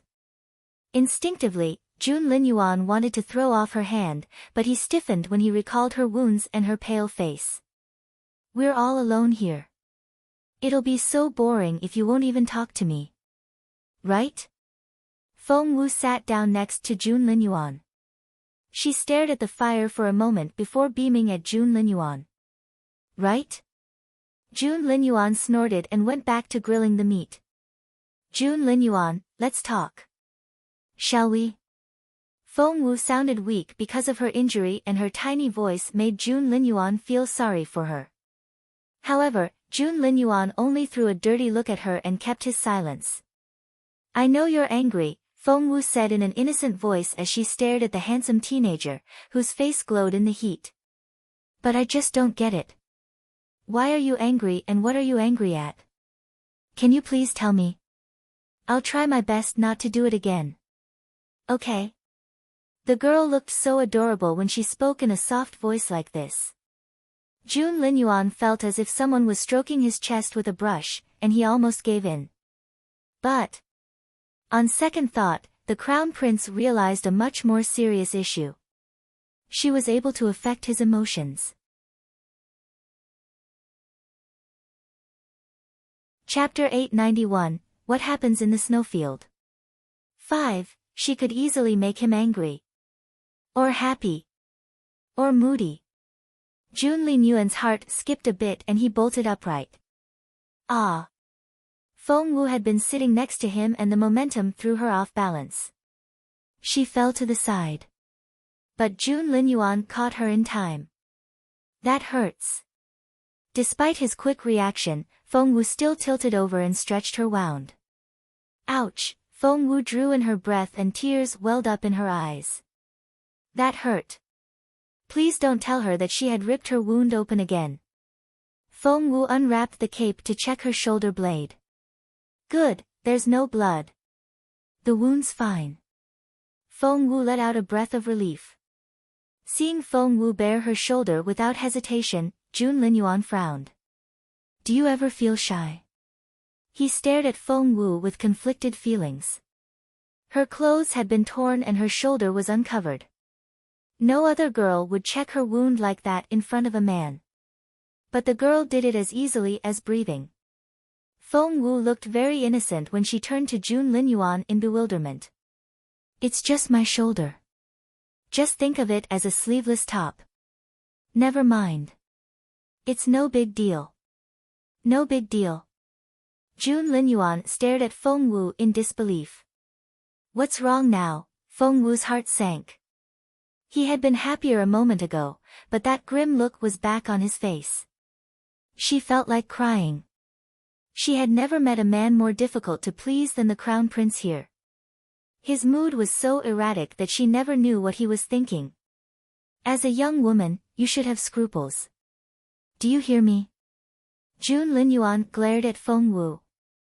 The thought of her behaving this way in front of other men made the teenager want to throttle her. Feng Wu was utterly baffled. What did scruples have anything to do with this? Luckily, Jun Linyuan hadn't used the term shameless, otherwise Feng Wu would be the one flaring up. Do you hear me? Clutching Feng Wu's wrist, Jun Linyuan stressed each word. His tone was too serious to be joking. Feng Wu was dependent on him for the moment and she had to succumb to his lecture. Yeah. I hear you. She was hardly ever this obedient that Jun Linyuan was baffled for a moment. Jun Linyuan, I'm starving. Seeing that the crown prince had softened a little, Feng Wu took the opportunity. She tugged at Jun Linyuan's sleeve and pouted. And that soft voice. Fine, Jun Linyuan said impatiently. However, his moves were so gentle when he helped her sit down, as if he was handling a piece of fragile treasure. Watching Jun Linyuan turn the meat over the fire with his slender fingers, Feng Wu was about to say something when Jun Linyuan began to take small bottles out of his sleeves. They contained condiments like salt and seasoning powder. He didn't even try to hide them. Can they all fit in your sleeves? Moreover, the guy was a neat freak. How could he stand filling his sleeves with those things? They're in my infinity storage bag. Jun Linyuan grunted. Feng Wu was taken aback. Shouldn't you keep that a secret from me? Chapter 892, What Happens in the Snowfield? 6. What secret? Your storage bag. If other people find out about such a treasure. So what if they know? Jun Linyuan was bewildered. They may try to. Forget it. Feng Wu finally remembered who she was talking to. What sort of question was that? It was Jun Linyuan she was talking about here. Those who tried to rob him would have to have a death wish. An idea struck her when she looked at the storage bag. She couldn't use her ring space as freely as she wanted, for it was too precious. But, if she could find an infinity storage bag like this, she could use it as a cover for her ring space. Feng Wu's face lit up. Is this kind of storage bag very hard to come by? Darting a look at Feng Wu, Jun Linyuan ignored her question. Feng Wu rubbed her nose. Fine. That was a silly question. If I want to have one of my own. What's the easiest way to get one? Feng Wu chose her words more carefully this time. Jun Linyuan said, dreaming. Feng Wu snapped, Jun Linyuan, what's that supposed to mean? Jun Linyuan said matter-of-factly, you heard me. That set Feng Wu off. You. She grunted, turned the other way, and crossed her arms. I'm not talking to you. Jun Linyuan then handed her some stewed venison. She had no idea how Jun Linyuan did it, but the grilled meat smelled amazing. The aroma made her mouth water. Humph. I'm not eating it. Still crossing her arms, Feng Wu raised her chin. The next second, the meat disappeared from her sight. Feng Wu turned around to see that all that was left of the meat was the skewer. Jun Linyuan, he wouldn't even try to coax her. He then handed her a second skewer with meat on it. Feng Wu thought about assuming heirs, but she realized that not only wouldn't Jun Linyuan try to persuade her, he would also eat the meat himself.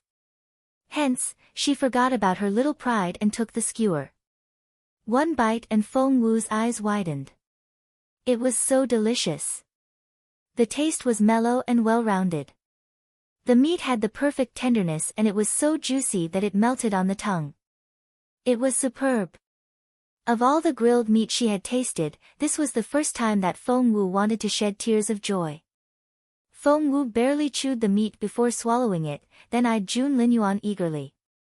The crown prince worked on one skewer at a time, instead of grilling a handful altogether, which was the common practice.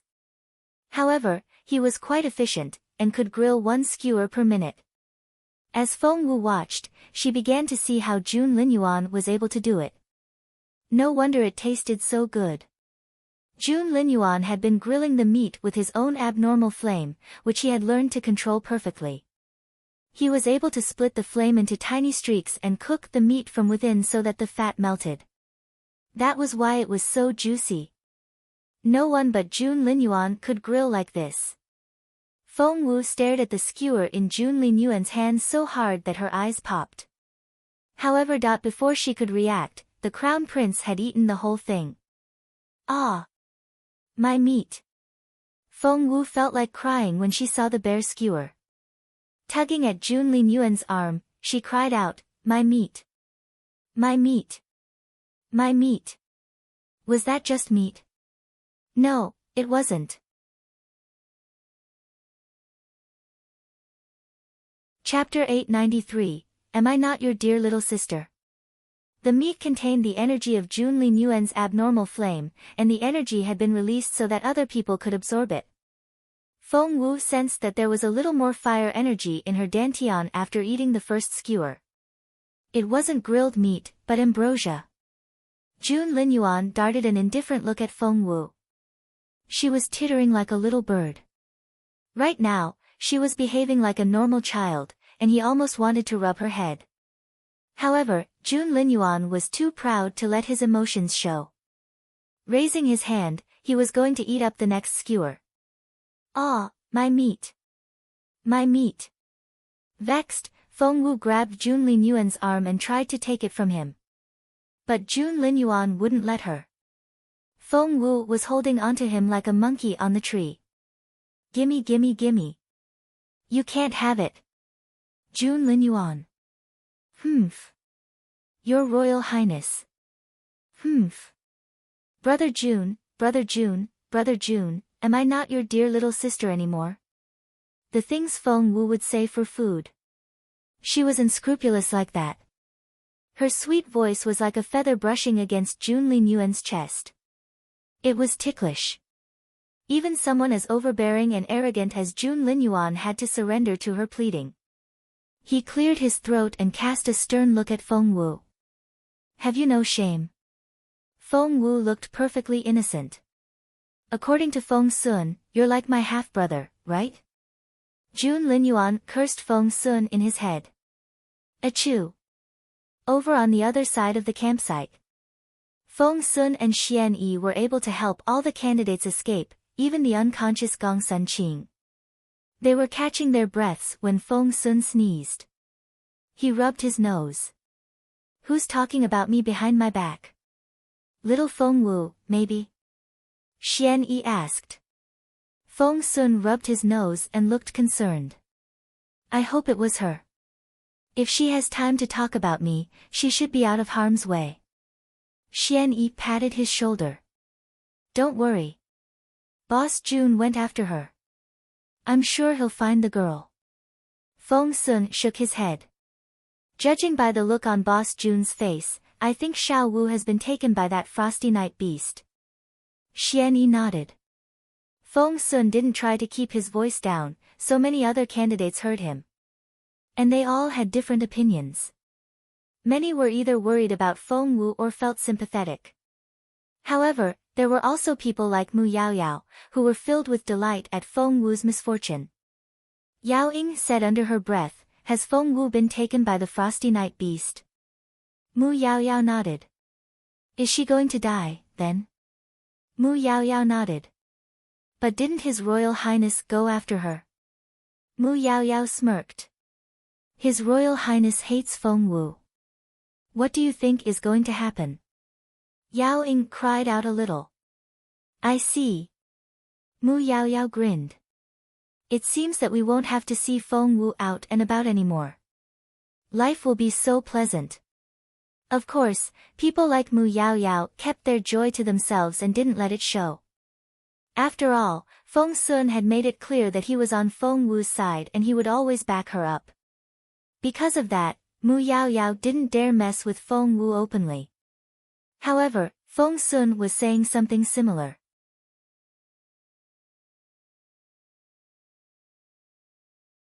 Chapter 894, Where's Your Integrity? But Boss Jun doesn't like Xiao Wu. Feng Sun was dispirited and he sounded disturbed when he said, will he find Xiao Wu too much trouble and refuse to save her? Xian Yi's mouth fell open. Feng Sun went on. Do you remember that ugly girl in northern border city? Boss Jun turned a blind eye to her and left her to fend for herself. To Boss Jun, little Feng Wu is no different to that ugly girl. They're just strangers to him. Feng Sun could never have imagined that Feng Wu the stranger had just shouted at Jun Linyuan and called herself his dear little sister. His eyes would pop out if he heard those words. Xian Yi glanced at Feng Sun. You're overthinking it. Feng Sun glared at Xian Yi. How is that overthinking? I'm worried sick here and you're still making fun of me. I see. She's not your sister. That's why you don't care. Xian Yi rolled his eyes at Feng Sun. Boss Jun worries about little Feng Wu 10 times more than you do, okay? Saving her is going to be his top priority. He won't let anything happen to her. Back in the snow house. Feng Wu was practically on top of Jun Linyuan. Brother Jun, my dear brother Jun. Jun Linyuan seemed to have grown impatient. Fine, fine. You can have it. Elated, Feng Wu snatched the skewered meat and held it very tightly, fearing that Jun Linyuan would take it away. She eyed the skewers in Jun Li Yuan's hands as she wolfed down her own. Brother Jun, please grill some more. You're still hungry? Yes. Brother Jun, please grill some more for me. You're still hungry? Brother Jun, are you tired? Shall I massage your shoulders and legs? Feng Wu had put her own concoction on her wound. Together with the effect of the spectacular skewered meat, she was making a rapid recovery. She was already able to move freely. Don't. Jun Linyuan cast a stern look at Feng Wu. Stay where you are and don't move. Feng Wu pouted. All right. She gave it some thought, then took out a small notebook and began to take notes. Dos and don'ts. Rule number 1, avoid all physical contact with His Royal Highness. Feng Wu drew 5 stars next to it, stressing its importance. Feng Wu had decided that she would write down all the things she needed to watch out for when she was around Jun Linyuan. This way, maybe she wouldn't set him off that often. What are you writing? The Crown Prince was intrigued. And there weren't many things in this world that could interest him. But anything concerning Feng Wu was an exception, even the most trivial ones. Feng Wu didn't stop writing when she said, I'm making notes. What notes? Feng Wu finished writing at that moment and put it away in her chest pocket. She then beamed at him. Take a guess. Jun Linyuan said proudly, not interested. TCH. Then you shouldn't have asked. Resting her chin on her palms, Feng Wu swallowed when she saw the grilled meat turning in Jun Linyuan's hands. She said, I envy them. Them? Jun Linyuan was at a loss. I mean Feng Sun and Xian Yi. Feng Wu sighed with emotion. As your best friends, they can have this sort of grilled meat all the time. I'm so envious. Jun Linyuan rolled his eyes at her. After hanging out with him all these years, Feng Sun and Xian Yi had never tasted his cooking. This was the first time he had ever cooked for anyone. Although, the proud crown prince would never admit it. He only snorted, and didn't reply.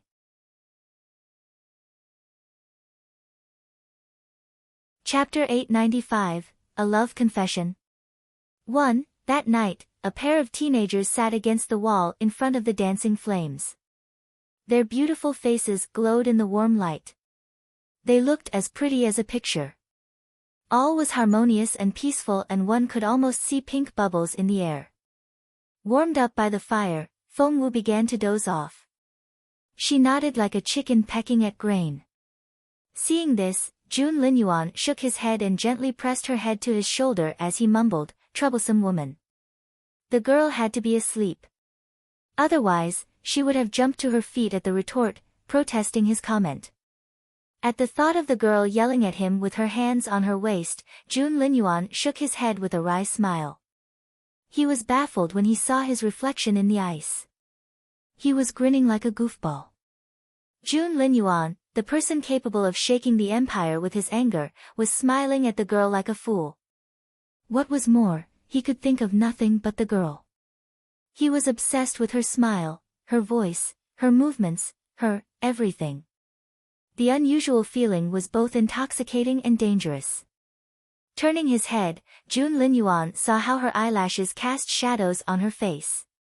His eyes flickered. The girl gave him insomnia last night after sneaking into his room to kiss him in the middle of the night. Tonight, with her head on his shoulder, he was wide awake again. Was Xian Yi right? Jun Linyuan considered the possibility that he was in love with this girl. Could he actually have fallen for a cripple? A good-for-nothing who would die in a few decades? The crown prince shook his head. Despite his high IQ, Jun Linyuan was useless when it came to relationships. He sat there in a daze until the sky outside began to brighten. Seeing Feng Wu's long eyelashes flutter, Jun Linyuan pushed Feng Wu away from him. Thump! Feng Wu's head bumped into a wall. That woke her up completely. Seeing the dent she made in the snow wall, Feng Wu was baffled. Rubbing her forehead, she looked up at Jun Linyuan in confusion. Did I do that? Seeing Feng Wu's swollen forehead, Jun Linyuan felt a little guilty, but he only raised his chin. It wasn't me. Feng Wu pouted, but couldn't think of any other possibility. She still mumbled in bewilderment, I think someone shoved me into that wall when I was still asleep. Jun Linyuan coughed into his fist. Your Royal Highness, have you caught a cold? Feng Wu asked immediately. Jun Linyuan had to be all right. She needed him to keep her safe while that frosty night beast was still lurking somewhere. The Crown Prince enjoyed the concern in the girl's voice, but still kept his face straight. He only darted Feng Wu a glance without another word. Hey, what's this? Feng Wu then picked up something on the ground and studied it. It was no common pouch. Instead of cloth, it was made from some special material. Feng Wu could even sense a faint fluctuation of energy from it. Is it an infinity storage bag? Feng Wu asked Jun Linyuan in bewilderment.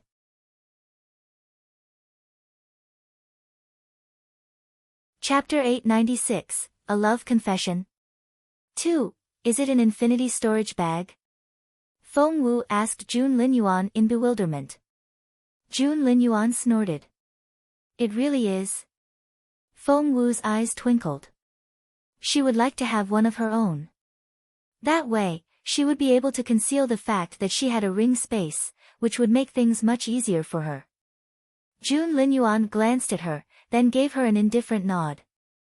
So, this is what an infinity storage bag looks like. Feng Wu only handed it back to Jun Linyuan after studying it carefully. There. Jun Linyuan frowned a little and stared at Feng Wu. Feng Wu was bemused. Isn't it yours? Put it away. Jun Linyuan found Feng Wu unbelievable. No. He crossed his arms arrogantly. What do you mean, no? It's dirty. He rolled his eyes at her. Feng Wu raised the pouch and shook it in front of his face. What do you mean it's dirty? You heard me. Feng Wu ground her teeth. Do you mean that it has dirt on it? Jun Linyuan only snorted, but said nothing. Feng Wu gritted her teeth. Jun Linyuan, you're so wasteful. This is an infinity storage bag, not some makeshift pouch made by your maids. My maids don't make makeshift pouches. No servant of his would dare be that careless. Feng Wu snapped, you're not listening. This isn't some common pouch, but an infinity storage bag. You're going to throw it away because it has a little dirt on it. Jun Linyuan said, yes. Are you sure? Yes. You mean it? Yes. Fine. It's mine now. Jun Linyuan glanced at Feng Wu. Whatever. Feng Wu grinned. She was over the moon. To Jun Linyuan, this was just a storage bag that he wouldn't think twice about throwing away. However, it was a treasure to her. She sent a streak of spiritual essence into the bag. Wait. She saw that it was quite a spacious one. The area inside was at least a few square meters wide. And it wasn't empty. A shelf of books stood in one corner, and Feng Wu's eyes lit up after a quick glance. Holy shit. The books were what she needed for Imperial College in the next few years. But she didn't linger long, in case Jun Linyuan noticed what he had left behind. Is the bag empty? She asked deliberately. Jun Linyuan said, I don't know. Then. Do whatever you want with it. He didn't seem to mind at all. Feng Wu grinned. This was wonderful. With that shelf of books, she would be able to teach herself for the next few years in Imperial College, for she had also noticed that those books still had Jun Linyuan's notes in them. While Feng Wu was secretly celebrating this, Jun Linyuan was also smiling at an angle that she couldn't see. All was perfect when, watch out. Jun Linyuan yanked Feng Wu back. The next second, he was out of sight. Feng Wu shuddered inwardly. A formidable power she had never experienced before was charging at her from below.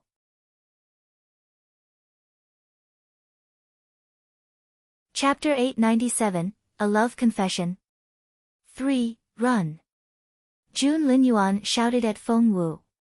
Feng Wu knew that at her current level, she would only be a burden to Jun Linyuan if she stayed here, not to mention that she was still injured. Without hesitation, Feng Wu ran in the other direction as fast as she could. She would look over her shoulder from time to time. Jun Linyuan was already exchanging blows with the Frosty Night Beast in midair. After a night of rest, the Frosty Night Beast was back to its normal state. Feng Wu even thought that it looked more powerful than before. Thump! Thump! Thump! Sounds of the fight rang out incessantly behind her. They echoed in the snowy mountains. Feng Wu ran down the slope. She had realized that the fight might start another avalanche. When that happened, she might really be buried this time. This had to be one of Feng Wu's most unlucky days. The moment she thought about the avalanche, she heard a crack from a nearby peak. Feng Wu turned around and was dumbfounded. An avalanche. It was really happening. Her worst fear had just come true. In midair, Jun Linyuan and the beast continued their deadly battle. Wind blew snow into the air, blurring Feng Wu's sight. She was worried about Jun Linyuan. That blood she saw yesterday didn't seem right. But there was no time for her to worry about other people. Run, run, run. If she stayed here, she would be a burden to Jun Linyuan. Run, run, run. Feng Wu ran for her life like there was no tomorrow. The avalanche was rushing down in her direction. She would be devoured if she didn't hurry up. However, the snow was coming at too tremendous a speed for her to get away. It started off 10 kilometers away from her. But before she realized it, it was catching up to her. 5 kilometers. 3 kilometers. 1 kilometer. Feng Wu looked over her shoulder again and saw that the snow was coming at her like a crashing wave. It was as if an ocean was pouring over her head. The wave of snow rose to what seemed like 1,000 meters. It was a shocking scene. She would be 100 meters underground if the snow got her. Feng Wu knew she wouldn't be able to get out when that happened. She would suffocate. Death was on her heels. 500m.300m.100m. Feng Wu didn't need to turn around to know that the snow was about to hit her in the back. She couldn't do it anymore. Feng Wu was overwhelmed with despair. She couldn't run any faster. She was going to be buried. She would never be able to get out. However, her mind spun faster in this moment of crisis. Little Phoenix. At that critical moment, Feng Wu summoned Little Phoenix. The bird was from her master and was meant to be her ride. It was still too little for that job, but teleport us as high as you can. Before Little Phoenix realized what was going on, Feng Wu had cried out her order. Startled, Little Phoenix did as told before it could even think. Feng Wu caught the bird by the talons just before it acted, and she was teleported along with it. 1 kilometer was Little Phoenix's limit. With Feng Wu and the upward direction, it only made it 500 m.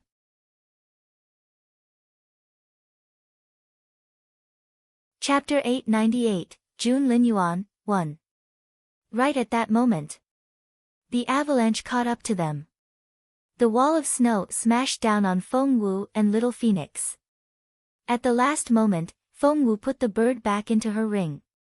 She, on the other hand, curled up into a ball before the snow swallowed her. She had it all planned out. She would let the bird bring her up into the air before the snow got her. That way, she wouldn't be buried as deep. Waves of snow kept crashing down above her and Feng Wu was surrounded by darkness. The impact made her head swim. She would love to pass out and have a nap. But she knew perfectly well that she couldn't do that. If she slept now, she would never be able to wake up again. To Feng Wu's frustration, she was disoriented in the darkness. She didn't know which direction was up. She had to dig herself out now. Finding the right direction would save her a lot of energy. Luckily, her mind was sharpest in the most critical situations. I'll let gravity do its job. If Feng Wu spat, her saliva would fall downward. All she needed to do was dig in the opposite direction. She then started digging.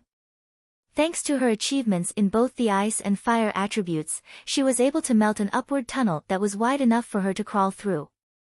Soon she created a passageway which headed straight up. Cough, cough. With much difficulty, Feng Wu was able to get herself out. Lying over a pile of snow, Feng Wu panted for air. She had been so close to suffocating down there. Luckily, she had been buried at a much shallower level after her maneuver. Otherwise, she would have been killed. Feng Wu looked up to find endless white stretching out in all directions. Everywhere she turned, she saw nothing but snow. The avalanche had wiped clean all traces. What about Jun Linyuan? Feng Wu looked up at the spot where Jun Linyuan and the beast had been fighting a moment ago, but they were nowhere to be found. Seriously? Feng Wu's stomach lurched. This wasn't good. Without hesitation, she ran in that direction. She had been too absorbed in running for her life earlier to care about her wound, but the pain caught her attention now. The wound inflicted by the frosty night beast was still fresh, and it began to hurt again after all the running.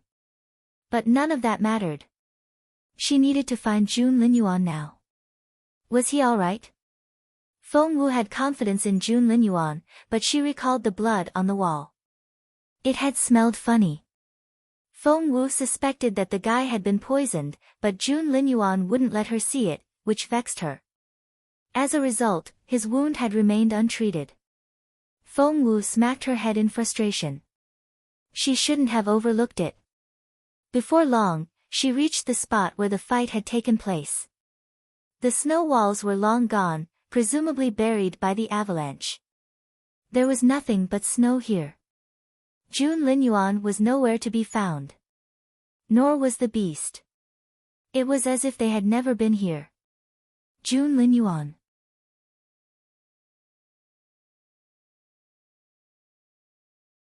Chapter 899, Jun Linyuan, 2. Jun Linyuan. Jun Linyuan. Jun Linyuan. Feng Wu shouted at the top of her lungs. However, no matter how loudly she called, she got no reply. It was as if she was the only one left in the world. Unprecedented loneliness and apprehension struck Feng Wu. She stood there, feeling helpless. Wait! Feng Wu smacked her forehead. She couldn't find him, but the cub could. The cub was born with a nose for sniffing out treasures, which was practically any item on Jun Linyuan. Hell, the man himself was a treasure. So, she should leave it to the cub. Feng Wu took the cub out of the ring. The little thing was fast asleep as if there was no tomorrow. It shuddered involuntarily when Feng Wu took it out. The cold woke it up. Opening its eyes, the cub saw Feng Wu's face. It then turned in her palm and went back to sleep. Feng Wu didn't know what to say. Feng Tutu. Wake up. Wake up now.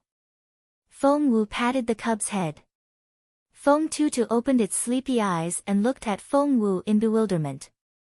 It seemed that it could fall back asleep at any moment. It was as if it was going to doze off as soon as Feng Wu finished talking. Feng Wu flicked it on the head. Wake up already.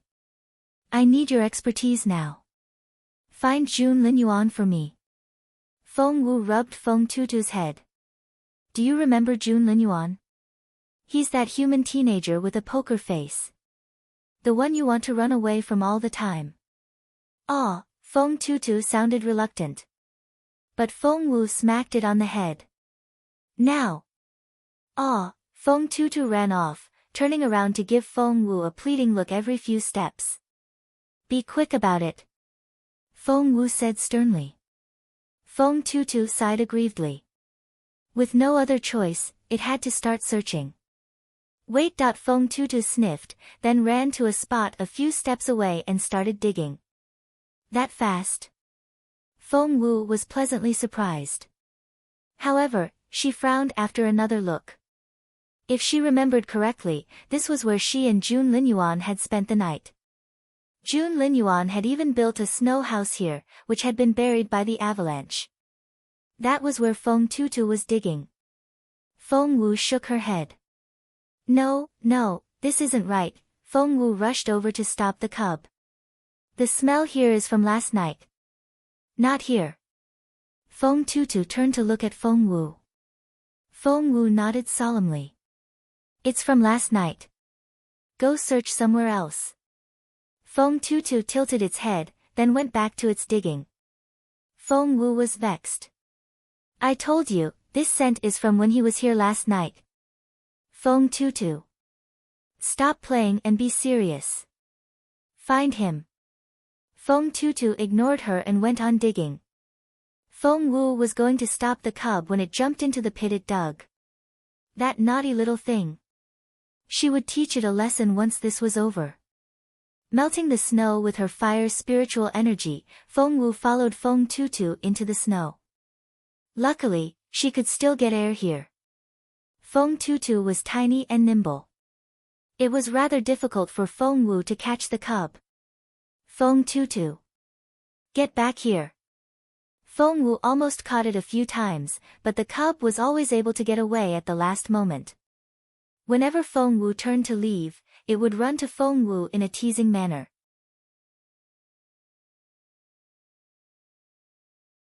Chapter 900, June Linyuan, 3. Feng Wu was speechless. The cub was just a baby and it was already so willful. Imagine how it would behave when it grew up. Moreover, this really wasn't the time to play hide and seek. Finding June Linyuan was Feng Wu's top priority. She was about to summon Feng Tutu back to her and go back up when Feng Tutu showed up again. This time, it had a small pouch in its mouth, which looked rather familiar. Feng Wu's stomach lurched when she saw the pattern on it. The two birds were the ones she had embroidered herself under June Linyuan's supervision in World Tower. She had made them look like a pair of ducklings. That was the pouch Feng Wu was holding now. June Linyuan. Astonished, Feng Wu picked Feng Tutu up immediately. Where did you find this? Take me to him. She had no time to wonder why June Linyuan had such an ugly pouch on him. All she could think of was something must have happened to June Linyuan. Feng Tutu then led Feng Wu to a snow house. To Feng Wu's astonishment, that snow house which June Linyuan had made with a wave of his hand was still intact. They had to be hundreds of meters underground now. The walls had managed to withstand such a heavy load of snow. A teenager in a black robe lay inside with his hands crossed on his stomach. His eyes were shut and he wasn't moving. There was ice all over him and frost covered his hair, eyebrows, and entire face. June Linyuan. Feng Wu drew in her breath. Involuntarily, she reached out to check June Linyuan's breathing. But he wasn't breathing. Oh God! At that moment, Feng Wu's head went blank, as if she had just been struck by lightning. Had the formidable crown prince died? Feng Wu panicked at that thought. Without thinking, she activated her spiritual energy and sent a streak into June Linyuan's energy channels. Thump! Her spiritual essence bounced back. Feng Wu was speechless. June Linyuan wasn't breathing and she couldn't get her spiritual essence into him. What should she do? Feng Wu was flustered. Even June Linyuan would die if he stopped breathing for too long. They were short of oxygen this deep underground, which didn't help at all. Feng Wu threw June Linyuan onto her back and quickly climbed back up to the surface. After laying June Linyuan flat on his back on the snow, Feng Wu bent over and put her mouth over his without hesitation. She breathed some air into June Linyuan's lungs. Ding! June Linyuan opened his eyes, as if on cue. And he looked into Feng Wu's eyes. Both of them widened their eyes and they were taken aback. Realizing that she was on top of June Linyuan, Feng Wu scrambled to get off. In her flustered state, Feng Wu fell into the hole that she had just climbed up from. It was a few hundred meters deep. Feng Wu fell in head first and there was no way for her to stop. At that critical moment, Jun Linyuan reached out and caught Feng Wu by the hand. Feng Wu had fallen in halfway when Jun Linyuan caught her. If he hadn't, she would have dropped down a few hundred meters and cracked her head open. With Jun Linyuan's help, Feng Wu steadied herself and climbed out of the hole. Before she could let out a breath of relief, she heard Jun Linyuan's voice, "You're tuning in to the Blissful Bookshelf YouTube channel.